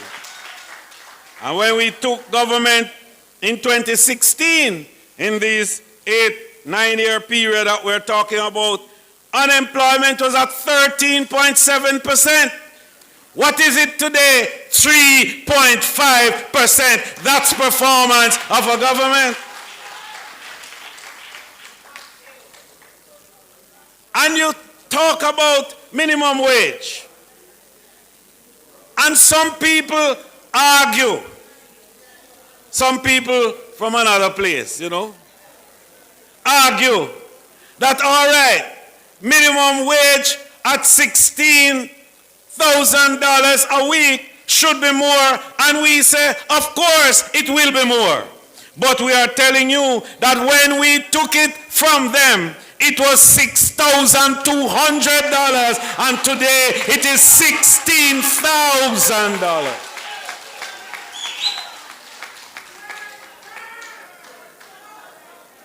And you know what that represented then? To show you how your government has worked for you to improve your standard of living and quality of life. And it don't happen to every single person. We know that. And when it happened to every single person that is on planet Earth is when Jesus come, and you know that is to come. But as long as we are on planet Earth, we are going to have problems to solve, and our job is to solve it. And that's what Andrew Holness and the Jamaica Labour Party government is doing. This is a public advisory. Nationwide, 90 FM wishes to advise that Boy Things After Dark will begin at 8:30 p.m. on May 14, 2025. We apologize for any inconvenience caused. You know how much we owed? To every dollar that you work and put into the revenue of the government, we owe out there $120. And the performance of Andrew Holness' government in 9 years reduced it from the $120 that you owe to $65 now that the World Bank and the IMF told us we will have this year. Which government in our history, asked the question, has been able to reduce the debt by 50% in 8 years? Wow. But you know the implication of that?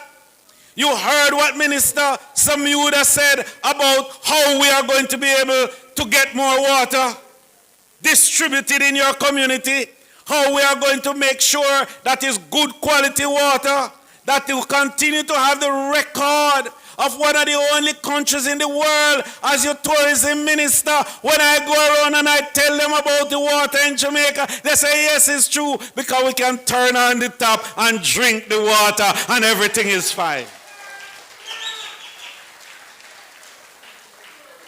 And why Minister Morgan can spark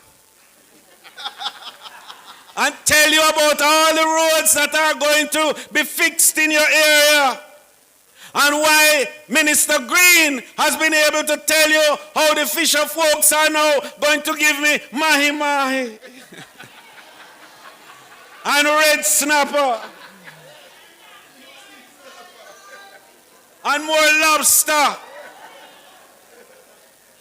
And why he's also going to give me more tomato and more lettuce and more cabbage and more pineapple and more tomatoes and more paper mash and more all kinds of juices and jams and jellies and nectar to feed the tourists that are going to bring here. The reason is that we bring down the debt from $120 to $65, so we have money that we can spend to do those things. I just want everybody to understand that the macro figures that we talk about, the big ones, can translate into the little ones that affect you in your community. And the reason the pensioners can now be getting $4,500 and more per week as pension coming from what was $2,000 and $1,500 and so on when we became government is because we were able to bring down the debt from $120 to $65. And there's much more to come because we have done the job for 2 terms. But the job is not yet done.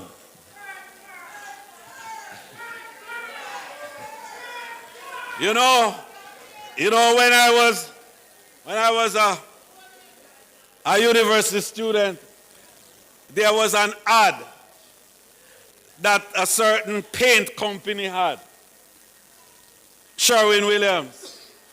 And the ad said simply that Sherwin-Williams paints brownstones in New York, and Sherwin-Williams paint Shea Stadium in the Yonkers and so on. Chances are they can do your bathroom.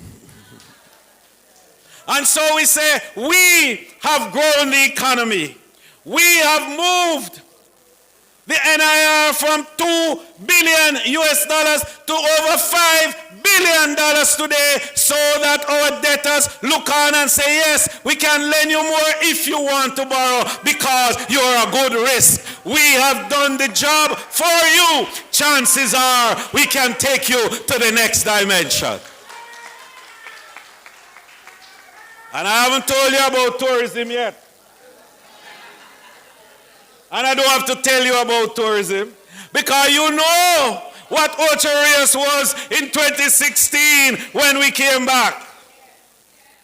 And you know that what Jamaica's tourism was and what it is today is because, first of all, when some other people were there, in their 18 years, you know how many ministers of tourism them turn over? 10.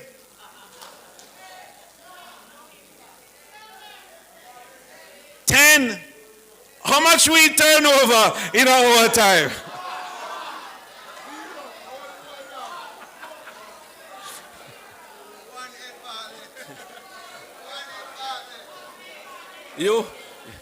You wonder why we grow exponentially and they grew anemically, and they have the nerve to talk about tourism and what they tried to do.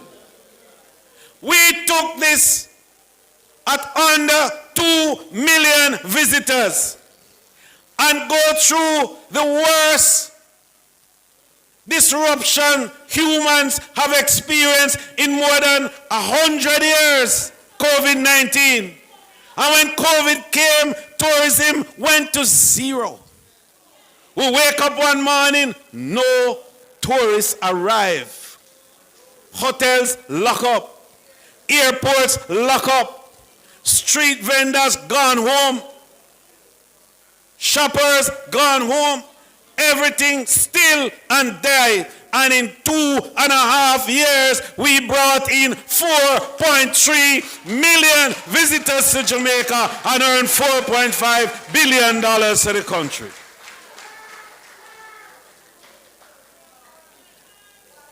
And we didn't just do that. We caused the world to take note. And they send people from all over the place to come and ask me how we do it. And them visiting you all over with camera and with tape recorder and video to take back to their country to show them how Jamaica navigated COVID under Andrew Michael Holness and the team in the tourism ministry. So we say, if we were able to make it happen for you during the most existential threat to humanity, in a nicer term, Dr. Dana, who say in Anthropocene Earth, that is Earth since man. The worst catastrophe that hit us was that health disruption called COVID-19, when nobody understood what they were doing and everybody was fearful of the future. And your government took the future in them hand and navigated through that future and give you now another future of your own. And if we were able, if you remember, to navigate during the world's worst recession in 80 years. You remember that one? 2008, 2009, 2010, where the big economies of Europe and all over were capsizing and companies were right-sizing and downsizing, and Jamaica under the Jamaica Labour Party government, and at the time Minister Ardishaw stood firm in terms of our management of the economy, and we never lost a single financial institution. And your little tourism grew 3% every year during that recession. And so, Sherwin-Williams again. Chances are we can take you to the next level. But we will take you to the next level. Because I've indicated to you that level of performance, but what has that meant for you? What that has meant is that we now employ 175,000 people directly in tourism and indirectly 375,000. That is to say, of the 1.5 million people who are actively working, tourism represents 20% of that. So 1 in 5 of everybody who is working in Jamaica is working in the tourism-related industry. What have we done? We have said, okay, if you work in tourism, you must have a future. And you must have social security. And so our government developed and established a world-class, only of its kind, social safety net for the workers of the tourism industry. Not the workers in the hotel alone, you know. Not the workers in the craft market alone, you know. Not the workers at the hotels and the airport alone, you know. Not just the craft, the rafters and the Rio Grande and the White River alone, you know. But for everybody who employ by 30% or more of their income in tourism, they qualify for this world pension that we're putting together. And tonight I ask, the pension plan was finished in 2022. And since 2022, and this is the beginning of 2025, 10,000 workers of the industry have registered, and we have a saving of $4.5 billion in the fund for the workers. But I want to tell you something about that because it's only 8 minutes to give me. Oh, I have 15. Good. And so we did something that the world is looking on with admiration and asking us how we do it. We established something called the augmented worker. And you know who that worker is? Somebody who joined the pension at age 59. And they only have 6 years to work before retirement. And because the Andrew Holness-led government put $1 billion to start the pension fund, all of those people who work for 6 years will now get a pension as though they started when they were 18 years old.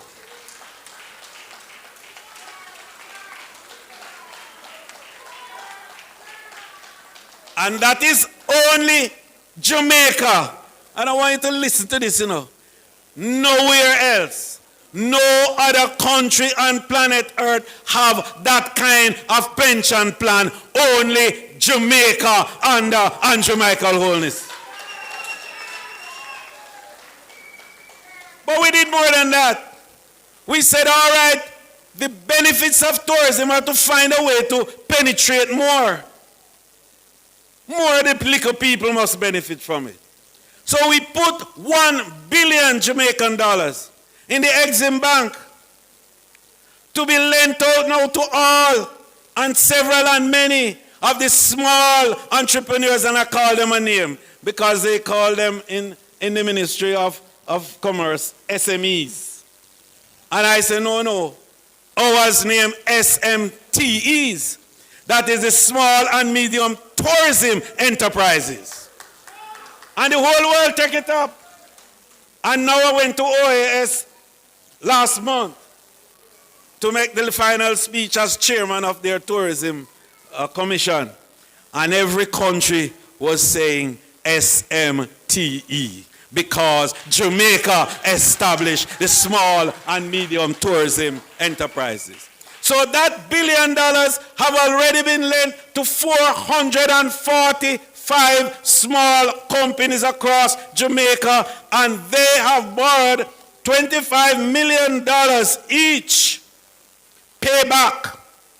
So the $1 billion that we put in there is now providing benefit, valuing $2.5 billion, and we still have $750 million to lend now for other people who want it.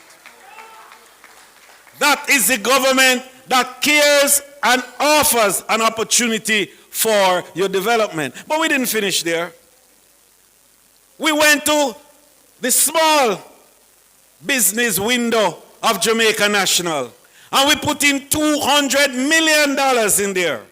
And we said that is to lend to the taxi man and to the juta man and the jackal man who can get $3 million to borrow at a time at a rate of 3%. And during COVID, we suspended the interest rate.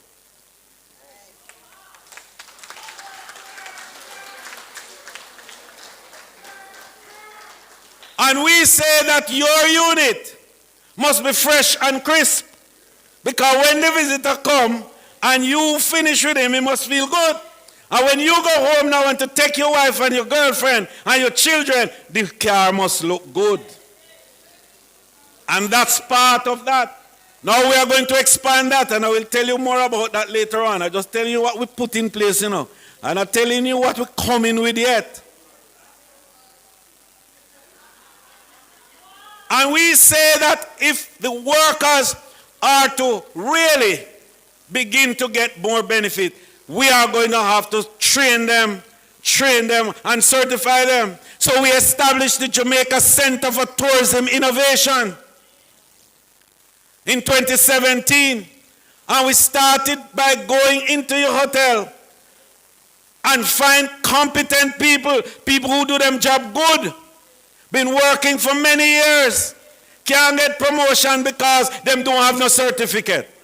And we went in and we have certified in 5 years 25,000 workers across the hotels in Jamaica. And what that allows you to do is to have what we call mobility. That means you can move up. And we also have something else we call portability. That means you can move up and down from one country and place to the other as a certified person. And we went with the American Hotel and Lodging Education Institute and the American Culinary Foundation. So now... All right. You've just heard the second installment of the Choose Jamaica Town Hall series, brought to you by the Jamaica Labour Party. If you want to listen to the rest of the Town Hall, you can go over to the JLP's YouTube page at Jamaica Labour Party. Once again, that was the second installment of the Choose Jamaica Town Hall series, brought to you by the Jamaica Labour Party. If you would like to watch or listen to the rest of the Town Hall, you can head over to their YouTube page at Jamaica Labour Party. Thank you. That was the second installment of the Choose Jamaica Town Hall series, brought to you by the Jamaica Labour Party. The Live Good initiative is aimed at promoting healthy, respectful relationships at home, at school, and in our communities. Let's return to the days when members of our communities all participated